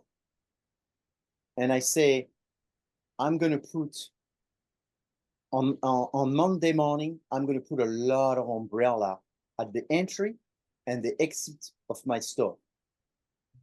Is that an opportunity? No, because I'm telling you what I'm going to do. But if I say, according to the US Meteo in Los Angeles, Monday, Tuesday, Wednesday, Thursday, it's going to rain. Yeah. That's a fact. It's not telling you what to do. Because it's going to rain Monday, Tuesday, Wednesday, Thursday, Friday, the tactic is to put umbrella in the front and back of the store.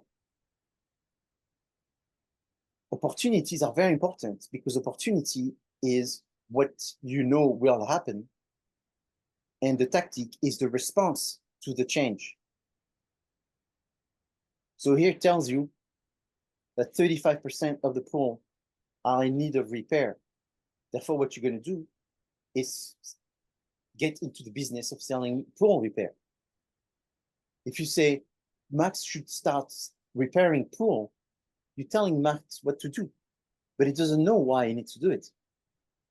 So Max is doing two because of one. One is the opportunity. Two is the response to the opportunity.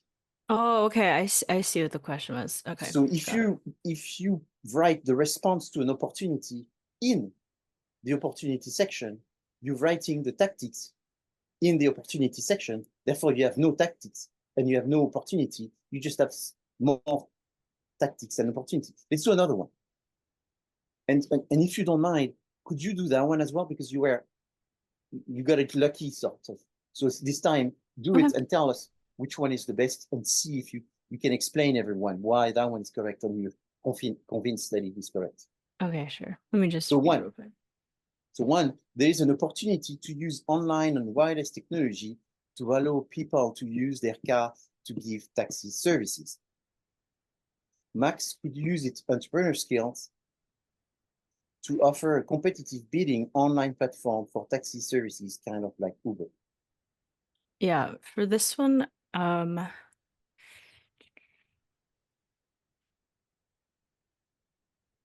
was going to say. So remember, the one that is incorrect is the one that tells you what to do. Right. Yeah, and the one that is correct is the one that just states a fact. Right. Yeah, so that would be one. So it's one. Yeah. Exactly. It's one. So let me do a few more before we go back to Rod and group one page. So yeah, we can do that one. No. So You're a brand of mask and you're reading the opportunity section. Since the air is polluted, we should be making pollution mask. A. Our pollution masks are rated the best protection against air pollution by the American Heart Society. C. The air is increasingly getting polluted according to the American Heart Society. D. We should partner with a popular brand of coffee filter to improve the quality of our pollution masks. E. Diversification could be implemented overseas where nature is clean of phosphate. So now the question is therefore which one is correct? Maybe to Vic Gomez. Hi. I would say C. C. Why is this the opportunity?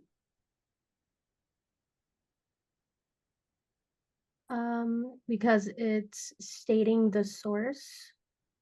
Stating a fact. Yeah. Why not A? Because you're already giving the solution. It's a solution. Since essentially C, we should be doing A. Yeah, I agree. Exactly. So since C, we should be doing A. So A even is like a strategy. It's creating a new product. What about B? What is B? I'm going to ask B. Maybe Sarah Cole. What do you think B is? What do you think B is, Sarah? Are you there? Hi, I'm sorry. I just got back from I took a bathroom break. Oh, okay. Okay, so maybe this time let's ask someone from group 1. So Miguel, what do you think B is? And I give you a tip, Miguel. It's very easy answer. What do you think is B? Hold up. Wait. Our pollution masks are rated the best protection against air pollution by American Health Society. Wait, repeat that question one more time. So what is B? B is not opportunity. So what is it? It's actually something. I would say that's a strength right there. Yeah. Exactly. Yeah. Shoo. Yeah. Yeah. I got lost for a second. I was like, wait, what's going on here? Fantastic. You got it. You nailed it. What about D? What is D? Rod. Now Rod is yours. Let's see. What is D? We could partner with the popular brand of coffee filter to improve the quality of pollution masks. That is a tactic. It's a tactic. It's not a opportunity. It's Whereas not an opportunity. the C is definitely an opportunity, because yes, I understand it now. Now you understand. Beautiful. If we have half of the class that understood this exercise, you already C minus. Everything else now you can build out of that. You just said I have a C minus? That's actually very worrisome. No, but what I'm saying is you've already done 30% of the class. Okay, wonderful. Oh. 30 you graduated 30% of the class because you understand what's an opportunity. And E, don't worry about it. It makes no sense. E is just, I just put one that makes absolutely no sense. Is that a fact though? Is that a fact? Or it's just diversity? I mean, what is it? Diversification could be implemented could be overseas where nature is clean of phosphate. It's it's a nice hopeful. It's a hopeful word. I mean, it could be an opportunity, but the problem is you're telling what to do. Diversification is a strategy.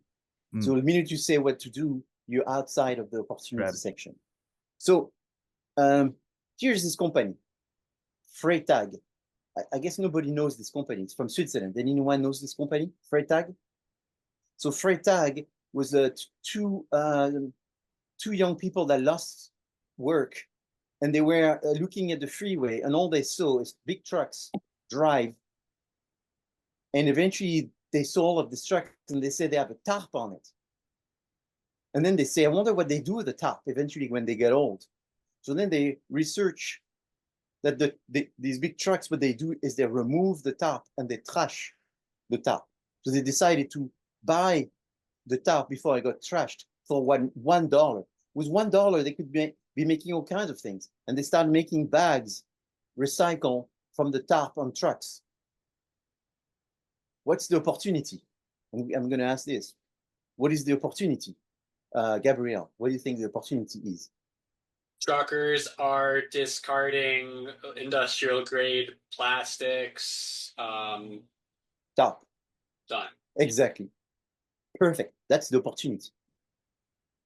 And then you could put another one is people like to buy new product made of a recycled product because it makes them feel like they're helping the environment. Upcycle, this trending. Upcycle. Yeah. Hallelujah. A second person that understood, right? Fantastic. So that's all I want to say. The great elder. Outdoor is back. Yeah, everyone is starting to get it. So now this company is making jeans that you can put in the park, the local park. And when people go exercise on it, it generates electricity for their community. So what is the opportunity?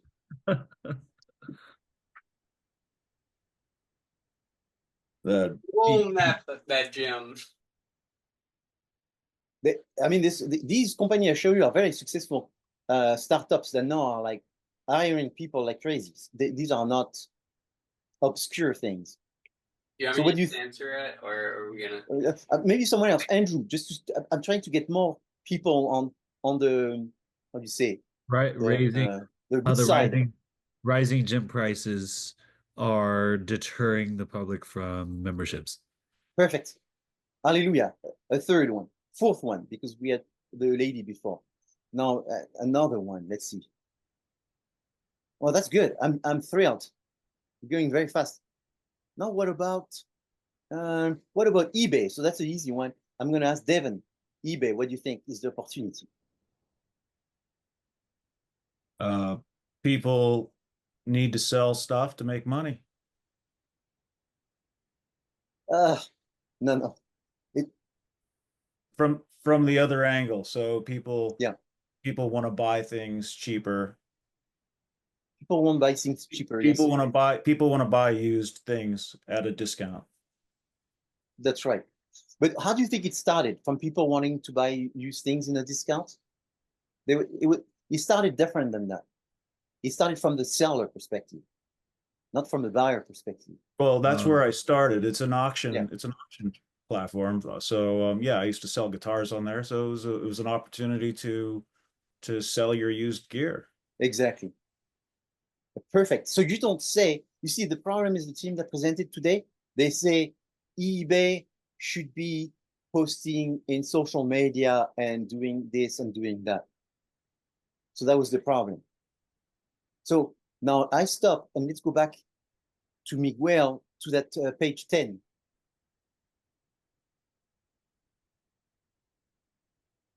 Oh. Here we Hold go. up. Hold up. I'm getting that ready right now.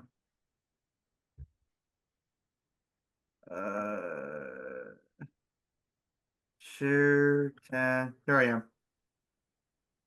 So now we're going to ask Joshua. New to market element of surprise. Is that an opportunity? Sorry, repeat that. My bad. The first line. New to market element of surprise. That's an opportunity. Is it? I would say so. Yeah. Right. Miguel, is that an opportunity? What's an opportunity? Well, I'm going to read all of these points, and I just want to ask you, what is it? New to market element of surprise. Joshua said that's an opportunity. Why is it an opportunity, Joshua? Because it's not like a specific strategy. It's just saying that's like a possibility they have as far as because they're new to the market, so people don't see them coming. An opportunity is a fact. So that would be a fact, right? Because they're new to the market. They are new to the market. That's what it says, yeah. Yeah. So just so you know, there should be no mention of the business. It should not say Caden is new to the market, element of surprise. The opportunity and the threat is external, so it has nothing to do with the client. Internal has to do with the client. So Andrew, is it an opportunity or is it something else? I believe it's something else. I believe it's a strength. Correct. It's a strength. Oh, okay. My bad. No problem. Everybody's watching and everybody's learning. Reconstruct, brand, and modernize. Let's ask someone else. Anna, reconstruct, brand, and modernize. What is it?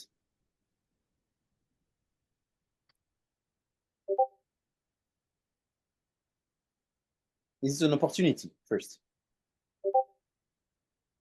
I'm going to make it even harder for you, Anna. Is there one opportunity in those 1, 2, 3, 4, 5, 6, 7, 8, 9, 10, 11, 12? Is there one opportunity in these 12 bullet points? Just to clarify, do you mean Leanna or Anna? Anna and Andrade. Yeah. Is there one opportunity in these 12? Let me read through them.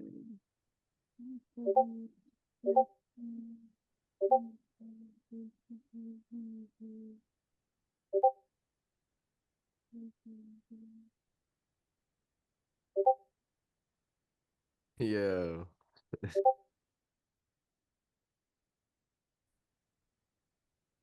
I want to say no. I think you're correct. Mostly, right? Maybe if there was one. Tactics and opportunities. Is there, you think if there's one in there, then? I don't think there's one. It's all tactics, right? I mean, reconstruct brand, that's sort of strategic. Grow social media presence, tactics. Establish fan base and identify market, tactics. Test phases to understand target audience, tactics. Chance to create new music, something fresh, maybe strategy. To create new music, it's a strategy. Band chemistry. Band chemistry allows quick recovery, strength. Engineers to find teams for production, tactics. Use internet to find marketing team, tactics. Ton of resources online to build, tactics. Tons of resources online is a fact. It's got to be. Yeah, tons of resources online. Oh, yeah. Opportunity. Tons of resources online to build team and work for hires. Yeah, tons of resources online. Okay, Rod, very good. You picked the one, so you understood now. So the title is wrong, though. We should change it to tactics and opportunity. Yeah. If you call this tactics, it will be better. Yeah. But then opportunities, maybe it's a different thing than the one I call opportunities. Maybe it's a new concept, opportunities. But maybe that's why. Yes, definitely. We looked at the original presentation, and like obviously they did have like opportunities for the band, but like given their current state of the band now, like it was kind of hard to come up with opportunities for them because you know they're kind of just starting up now. So it's just like what opportunities would be available to them that are not a reach. Yes. So like I said, there's going to be one group the first week of March still looking for opportunities for Caden. You don't want to be that group, but there will be one that says we're still struggling finding opportunities. We think it's a disaster, our group, because we still don't have an opportunity after all this. So the exercise between today and the next 3 weeks is for you to, for sure, understand what's an opportunity, not a tactic, and for sure research for these opportunities. And once you find it, I've done it so many times, you'll have a big smile because you'll know it's so hard to find. But in business, it's so difficult because everyone looks for the opportunity. And the best opportunity, so now you're starting to know, is the opportunity that generates strategic implementation. So the opportunity that eventually, once you know what is an opportunity, what you're going to try to do is stay away from tactical opportunity. You know, tons of resources online to build team and work for hires. That's an opportunity, but unfortunately, it's an opportunity that generates tactical implementation. So eventually, you want to find opportunities that generate strategic implementation, and that's what's very difficult. So for Matus, the group that did very well for them is they found that they had a very vintage fashion look. And so the opportunity was vintage clothing sales have increased by 25% in the United States, according to Forrester research. in 2024. I remember Does that. that make sense? Yes, Yeah, and then now I see why they presented the way we were thinking was, how are they going to even score that collaboration? But I understand that it was an opportunity based off the fact of the market increasing in the States, and that thus becomes an opportunity that they wanted to capitalize on. Our opinion was, how do we even get them to a position to collaborate? Whereas that's not even the concern. The concern is, what are the facts of the environment and how do we yes, appeal to them? I understand. exactly, exactly. So it's good. If you understood it, you made a big jump forward. Like the other groups probably not, because you've done it. Now you see, and your response, Rod, is 100% correct. Is you respond by saying, "No, I understand." And I remember I told you, I even sent you a voice video You did. over the You weekend, did. and say, "Be careful," because the groups, the 4 groups, there was one till the week before they were dying for the opportunity, but some people found that they loved clothing, fashion, vintage clothing, everything had to do with vintage. They absolutely loved it. And there's 2 groups by searching, and I didn't tell the group. They found on their side that anything having to do with vintage and nostalgia and fashion was growing, and they could do collaboration. And they found a list of businesses that would be small businesses that they could collaborate. And then from these small businesses, there was a second bigger business that they could collaborate. And then from the second business, they would gain resources access in order to go after more bigger things. And so that's why in those presentations, you need to use those cases that you present in order to understand the strategic jump. How do you jump strategically for a client by finding opportunity that you can take advantage of? And the better one are the strategic one, less than the tactical. But you don't want to be putting a bunch of strengths, a bunch of tactics in what you state as opportunities, because otherwise you're spinning on ice, and you're not getting any strategic action. Yes, Brice. So I'm kind of questioning why we are so fixated right now on the idea of like a collaboration that goes like to another industry, like looking at that industry, like there's other industries going up as well, and there's opportunities like to make a website, but we're, making music. And I guess one thing I think about when you talk about that is like there's opportunities to perform at venues, there's opportunities to make music. People are trying to Yes. listen to music and see it live. So I guess that was like the opportunity, the overarching like kind of fact in our mind is like people are trying to see shows and listen to music. So I'm Yes. wondering, so my Yeah. question is, my understanding is you see it as kind of opportunity to kind of do something, maybe a little more outside of the box, but why, essentially the heart of the question is why look to other industries, like Well, that's fashion. You could also say like the sushi market's going, like why does it matter? It's Yeah, yes. genius though. It's genius though. Sorry, Professor, but you're a genius. I understand what you're. I get it. That's why you make good cognac. I get it. I get it. Yeah, yes. But what happened is, for example, these people, when we asked them, "What's your budget?" Their budget is like $500 a year. Then we looked at the fashion industry, and they were increasingly creating content, and they were buying how do you call it, like beats and very boring music. And then we saw, for example, there was one store that went from 1 store to 26 store, vintage store. And we saw that they went from a few employees and a few social media to posting several times a day. So their outreach was just amazing. And they needed people to play with them, to become the music, to become the voice, to become the jingle of their store. But they needed someone to have a true voice, and they could not afford a famous musician, but they could definitely support and work and collaborate with a really good musician, but that didn't have the notoriety because they could afford that. So essentially, it was a symbiotic. It was like almost like a parasite relationship where you could use their platform and they could Yeah. use your music. And then there was another group that talked about a beer, like a brewery. There was a brewery that was making fantastic beers. They were selling so much beers, they were making a lot of money, so much money that they could have a full-time social media person. But they needed content, and they needed like music for their content and all that, and it was the same thing. And in fact, Mattis ended up working with a brewery and making a special beer that was called a limited edition Mattis music so far, because the brewery, they are looking for that content. They were looking for that collaboration, but they couldn't afford to go with a big band, but they wanted someone not famous, but with good music. That was the style of music that went well with their style of beer and the image of the beer. And if you listen to their music, there's really something really good and vintage and nostalgic.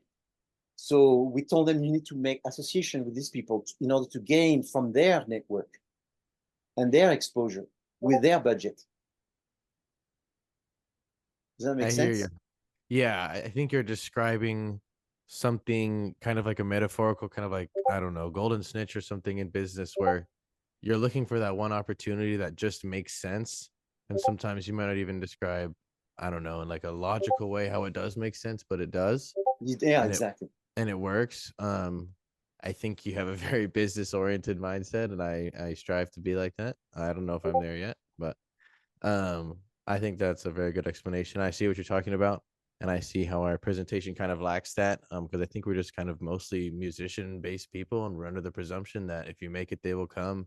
That's right. But That's I right. think 100%. that's what people at the top do, and that's what you did, right? Like you were marketing products for artists, so it really does Yeah. make sense why you see it that way, and it is obviously successful. So thank you for that. Yes, yes. And thank you for questions. Thank you for being so honest, having this conversation with me. It's very important that you see that my enjoyment is for you to learn. And I'm absolutely delighted right now because group one, you figure it out. And you can see that it's different mindsets. The creation, the music, the artistry versus the business is constantly to leverage, right? There's a small spark, but you need to make a big fire out of it. And so the cross marketing, cross selling, using someone for your own benefit. I mean, that's how I think. But it's collaborative in the sense that they gain from it. So that way you have a long-term growth from this, and it's honest, right? So I'm glad, and that's why you see this section is very important because it's your toolbox. What you're going to use, what are the changes in the environment that you can take advantage of. And as Rod said, there's tons of resources online to build teamwork. But the problem is it's not enough to grow out of this. So therefore, it's extremely tactical. And so that was an issue. Another problem here in Mattis is the percentage of people that the target that are from South America. And that's a huge problem for them because they are in the US, working in the US, creating the music for US, and yet most of their fan base, the people that actually follow them, are not even from where they're doing the work. So in some way, that's an issue because you almost feel like telling them that they need to abandon that group. They can't go that direction because it's derooting them, And because we did an interview with them, and that was very strange because their dream was to become successful in Germany. That was their dream. None of them was German. But for some reason, they wanted to move to Germany for some weird reason. And so then we told them, sorry, we're not going to give you an opportunity to move to Germany, even though Germany liked rock and roll more than the US. So there was a bigger platform for them there. But we couldn't see how they could be doing something here and right away in a matter of 4 years end up being successful in Germany. It had to be down the road, beyond our research path, right? So we told them, use the resources you have, build collaboration, get some traction, get your name out there, publish, be seen, gain traction in the social media. And that was the first milestone. And after this, the groups presented all kind of sync. I think it was some video syncing and all this, because video syncing was growing, and their type of music was very liked by people that were over 40 years old or whatever. So they were talking about some video games that people that were over 40 really liked or whatever. So that's what you need to look for. You need to look for more of a strategic, high level, longer term vision. However, Miguel, if you still can go quickly to the next slides. There was a bunch of slides that were just a really beautiful. I think it's number 14, for example. Yeah, this slide was very good. You know, there was very, very good slides on there. So I think you have the tools to do very well, but you're not thinking strategically yet enough.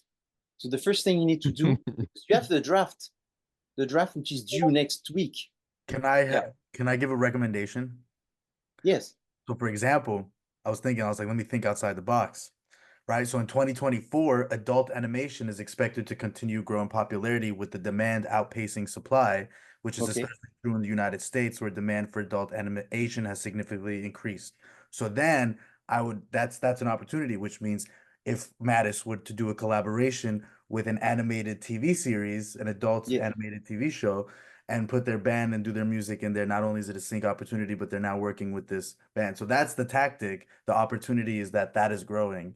Exactly. In America. Exactly. Yeah. And if you told me this today, I would have said, what the heck? Those people are amazing. They've totally understood the strategical foundation for the opportunities and all that. And I would have been telling you, that's it. There's nothing to teach you. So right? Close. So close. But it's very good because now you know. But now you have to do this for Mattis. Sorry, for Caden Corbett. And that's why it becomes difficult. Don't we have a second presentation though for the Mattis thing though? Like No. The second presentation is for the B, the ONE. Yeah, for the ONE. And here you have the opportunity to redeem yourself by going into more opportunity strategy. Yeah. And that one has nothing to do with music. And that's the reason why it's that way. It's because I'll give you the quick pitch right now before we finish the class. That way you can all be on the same foot base. So I'll give it to you very quickly. So all listen because it's important. If you understand me, then you'll be able to do it much easier. So these people came, and they came by telling us that they are the president of the ONE manufacturer for Southern California. They also manufacture ONE, and they have a store in Los Angeles. They sell ONE, and the ONE business is good, but there's not like a line of people waiting to get inside their store. One of the big problems is when people buy ONE, they nurse the pot, not like peanut butter or Nutella. People buy a Nutella pot, a peanut butter pot, they finish maybe the pot in the day. Now, you go ask the people, was peanut butter good? No, already it's full of sugar and all that, but it's so tasty. Now you go talk to the people of the ONE and say, why do you buy ONE? Well, I need to be healthy. Well, my mom wants me to do that. My grandma told me and all that. I'm doing it because I want to be a good person. Now, why don't you finish it quickly? Well, it's nice, but it's not as nice as peanut butter and Nutella or jam. So then I told the students, why don't you go and do some research and find how could you make this business better? The students came back and said, Professor, you're crazy. ONE has been the same for 5,000 years. How can you think that we could disrupt the ONE business? It's the same for 5,000 years. You're crazy. You have too big expectation for us. We can't do that. And I said, no, go back study, go back research. And then the students, I told them, don't look at the ONE. You're not going to be creative by looking at what ONE. Look at the food industry. Look at what people like industry, anything, fashion, movies, music. Open your eyes to everything else. Look at the beverage industry. Look at all of this and find something that has been disruptive in these industries that you can learn from this and see if you can bring that disruption inside the ONE industry. And then the students told me, but it's so vague, it's so broad. We could be spending our life on it. Until suddenly they found one little interesting thing and they pulled on it like you pulling a line. And the line came and there was more and more and more. And that's the presentation that I gave you. And what they found is the flavoring. This concept of flavoring. And I don't tell you more on this, otherwise I'll give a presentation for you. But I've done like 40% of the presentation of what is the opportunity. The opportunity is flavoring is one way to increase consumption of food, essentially. And you can give examples of how flavoring has been a major disruptor of many different industries.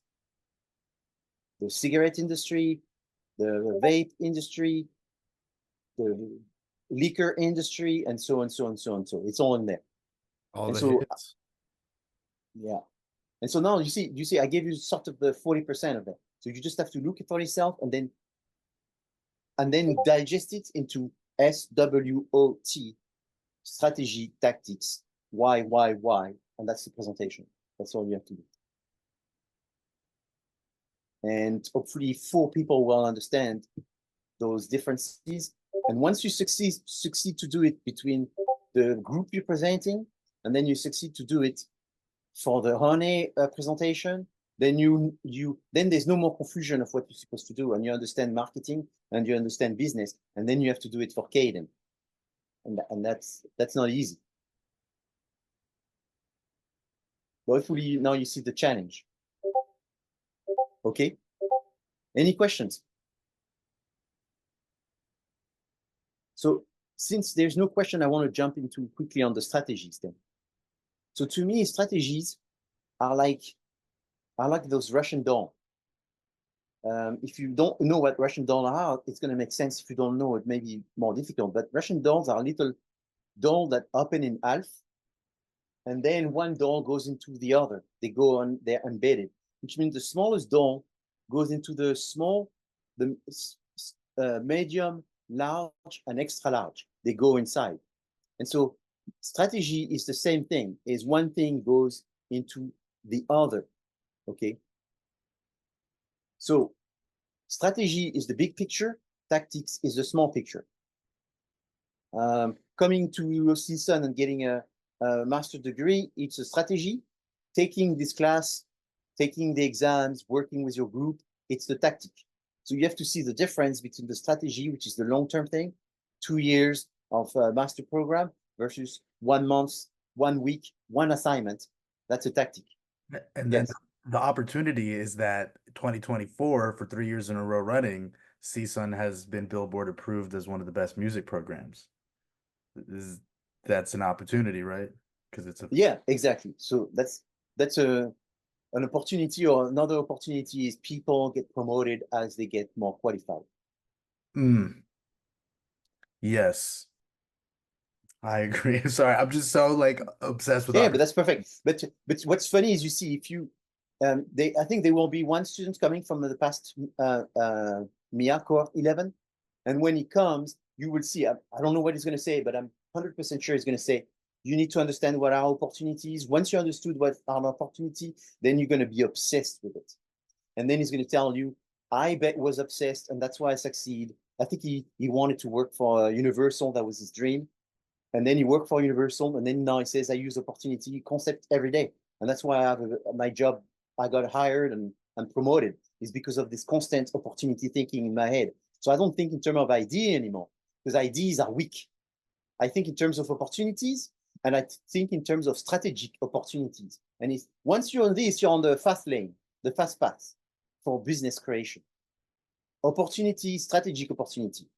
Tactical opportunities. That's a second level. And then ideas. And then you filter the ideas. Strengths, weaknesses, opportunity, threats. Strengths, weaknesses, you filter them. And once your brain does that naturally, then you're a changed person when it comes to running and understanding business. Now, what are the main strategies? There's 4 main strategies that are applied 90% of the time. I will teach you more than 4, but there's 4 that I want you to know, because they are used 90% of the time, okay? So if you know this, you are in good shape. So it depends if you have a new product or same product, a new market, the same product. Market penetration is when you sell the same product to the same people, but you try to sell more. How can you sell more product? One way to sell more product is to advertise the product more. One way to sell more, so-called market penetration, to sell more product is to reduce the price. One way to sell more product is to distribute the product more. One way to sell more product is to change the packaging. So that's market penetration. You just sell more of the same. New product development is when you sell the same product, a new product to the same people. So it's just a new generation. iPhone 1, iPhone 3, iPhone 12, iPhone 15. That's new product development. Okay. So each time you create a new product, you do it because you know you have competitors coming up with a new generation, a new product that is superior, and you try to keep competitive. You try to keep your market share. That's new product development. The next one, market development. Market development is you sell the same product, but to a new group of people. So I don't know, you sell Quicksilver blue shirt, or you sell a Roxy pink shirt. So same shirt, just different brands. So why would you do that? Because you want to appeal to a broader set of targets. Okay, so you sell, I don't know, razor shavers to men, and then you sell the very similar razor shaver to women, because you want to broaden the spectrum. Okay, you sell in America, you sell in Mexico. You sell in Mexico, you sell in Colombia. You sell in Colombia, you sell in Switzerland. You sell in Switzerland, you sell in Belgium. So that's market development. Same product, different market. Okay. Now, diversification. Be careful, that's only one that's tricky. Diversification is not the combination of making a new product, selling it to a new market. It's much more than that. In this presentation, it's presented here as diversification because it's right there at the bottom right. But the reality is it's more than a new product and a new market. So it's like BMW making ice cream. It's not only BMW is making a new car for a new market. If BMW makes a new car, let's say in Germany, they sell it in Germany and they also sell it in America. And then now they decide to sell it in Mexico. Is that diversification? It looks like it's a new product that they sell in a new market. No, what would be diversification is if BMW made, what did they make? Make toasters and bathtubs. Bathtubs, exactly. So for example, Whirlpool make bathtubs, and now they're making bathtubs that helps you get tan. At the same time as you take a bath, there's a solarium in there. I'm just guessing they don't do that. And it's a new product with additional features. And it's very different because now it's solarium and bathtub. It's two things. Is that diversification? No, because it's still a bathtub. And you're just getting the benefit in addition to get tan. So it's a new product. So it's the white box. How could Whirlpool become diversification? What would they do?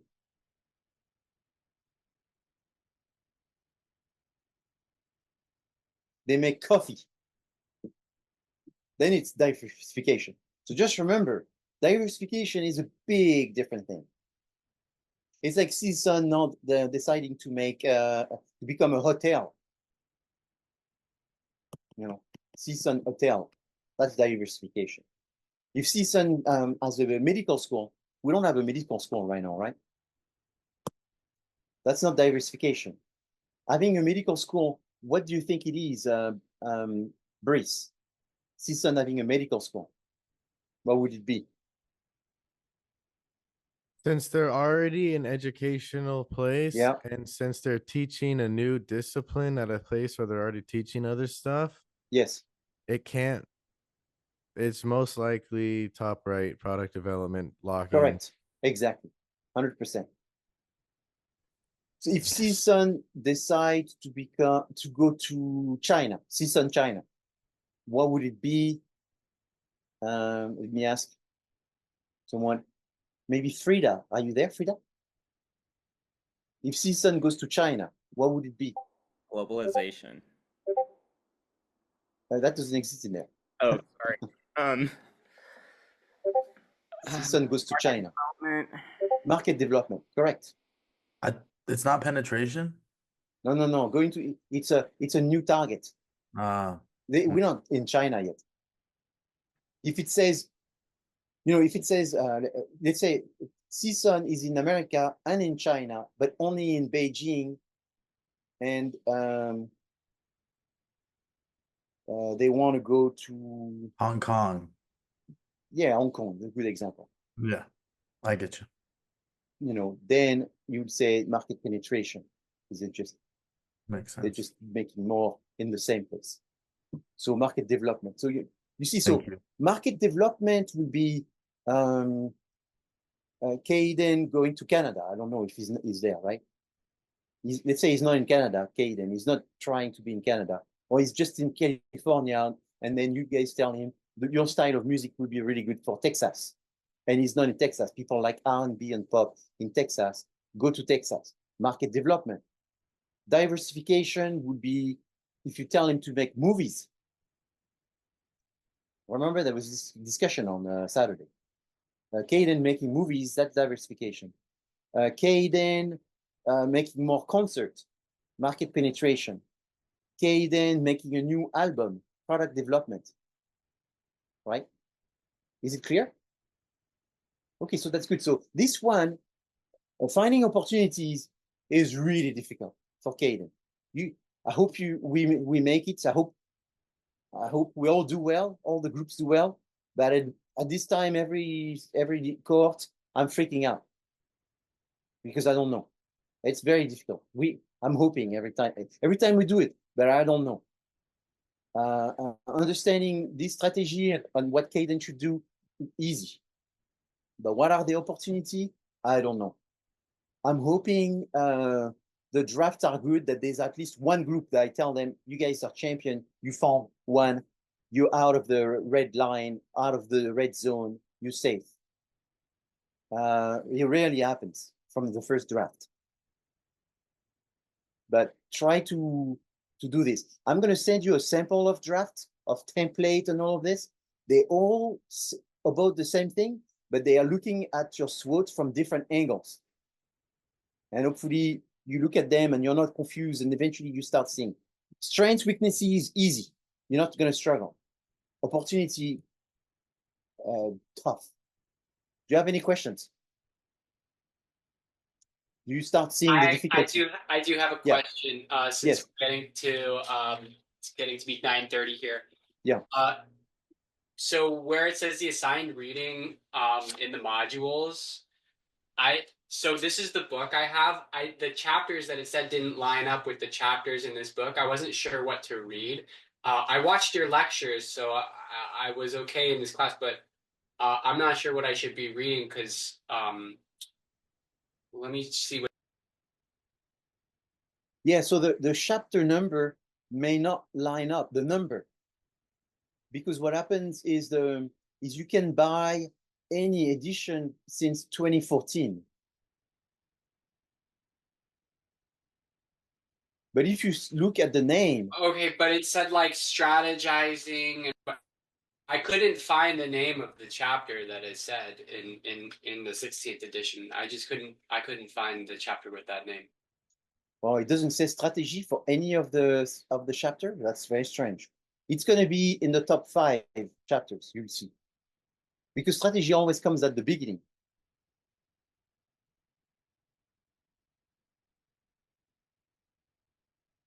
So yeah, it's in the top 5. It's going to be introduction, environment, research, strategy, or strategy. Environment was the one that I actually couldn't find. Analyzing business markets, would that be it? Yeah, you're going to see macro and micro environment in there, and it's going to talk about the SWOT. Understanding the buyer-supplier relationship, building business. No, that's after. That comes later. That's like chapter 5, 6. Strategy is going to be before. The role of the buying. I'm sorry, I can't find. All right, so not too much to ask, just a little more clarity. Yeah. What I'm going to do is find the table of content of the number 16 and then summarize it in one word. Because what happens is every time what they do is they create a new version, and most of what they do is change the chapter name. So that way people, when they look, they see, oh, it's a different book than the previous Yeah, edition. it's market penetration, huh? They're penetrating us here. Yeah, they're just penetrating on you, yeah. By slightly changing the title and raising the price by 20%. And sell the same book to the same chumps. And Anyway, that's what they do. And it take once you see the title and you're gonna see that strategy, you're gonna go, oh yeah, why did they make it so complicated? that and Because they they took don't. all the pictures of the World Trade Center out. Yeah, so I'll do this. I'll make the connection with the newest edition, and that way there's no confusion. But it's the same strategy, and yeah, I'll do that, and I'll email you a bunch of samples for the SWOT, I and could then take you will a see. picture of the contents for the edition I have also, and Could you do this that way? For sure, I'll make sure that it's the correct one. If you could take a picture and email it to me, and then I'll work from that. Thank you, Gabriel. Thank you, everyone. Have a great night, and best of luck with the draft. And again, this Saturday, it's not a class that I will be there. You manage the time, but it's an important Saturday to put in your agenda to work on your draft, to meet with your team members, even if it's 1 hour. It makes a big difference down the road. That's why I have it there, so that way it's not like a weekend where your group doesn't connect or whatever. It's important. I know every court, not now, but in 2 or 3 weeks, someone will come and say, hey, professor, that was a good idea that you made that Saturday in the schedule because we used it and it helped us out down the road. It's always that way. It's just a little push that I know makes a big difference.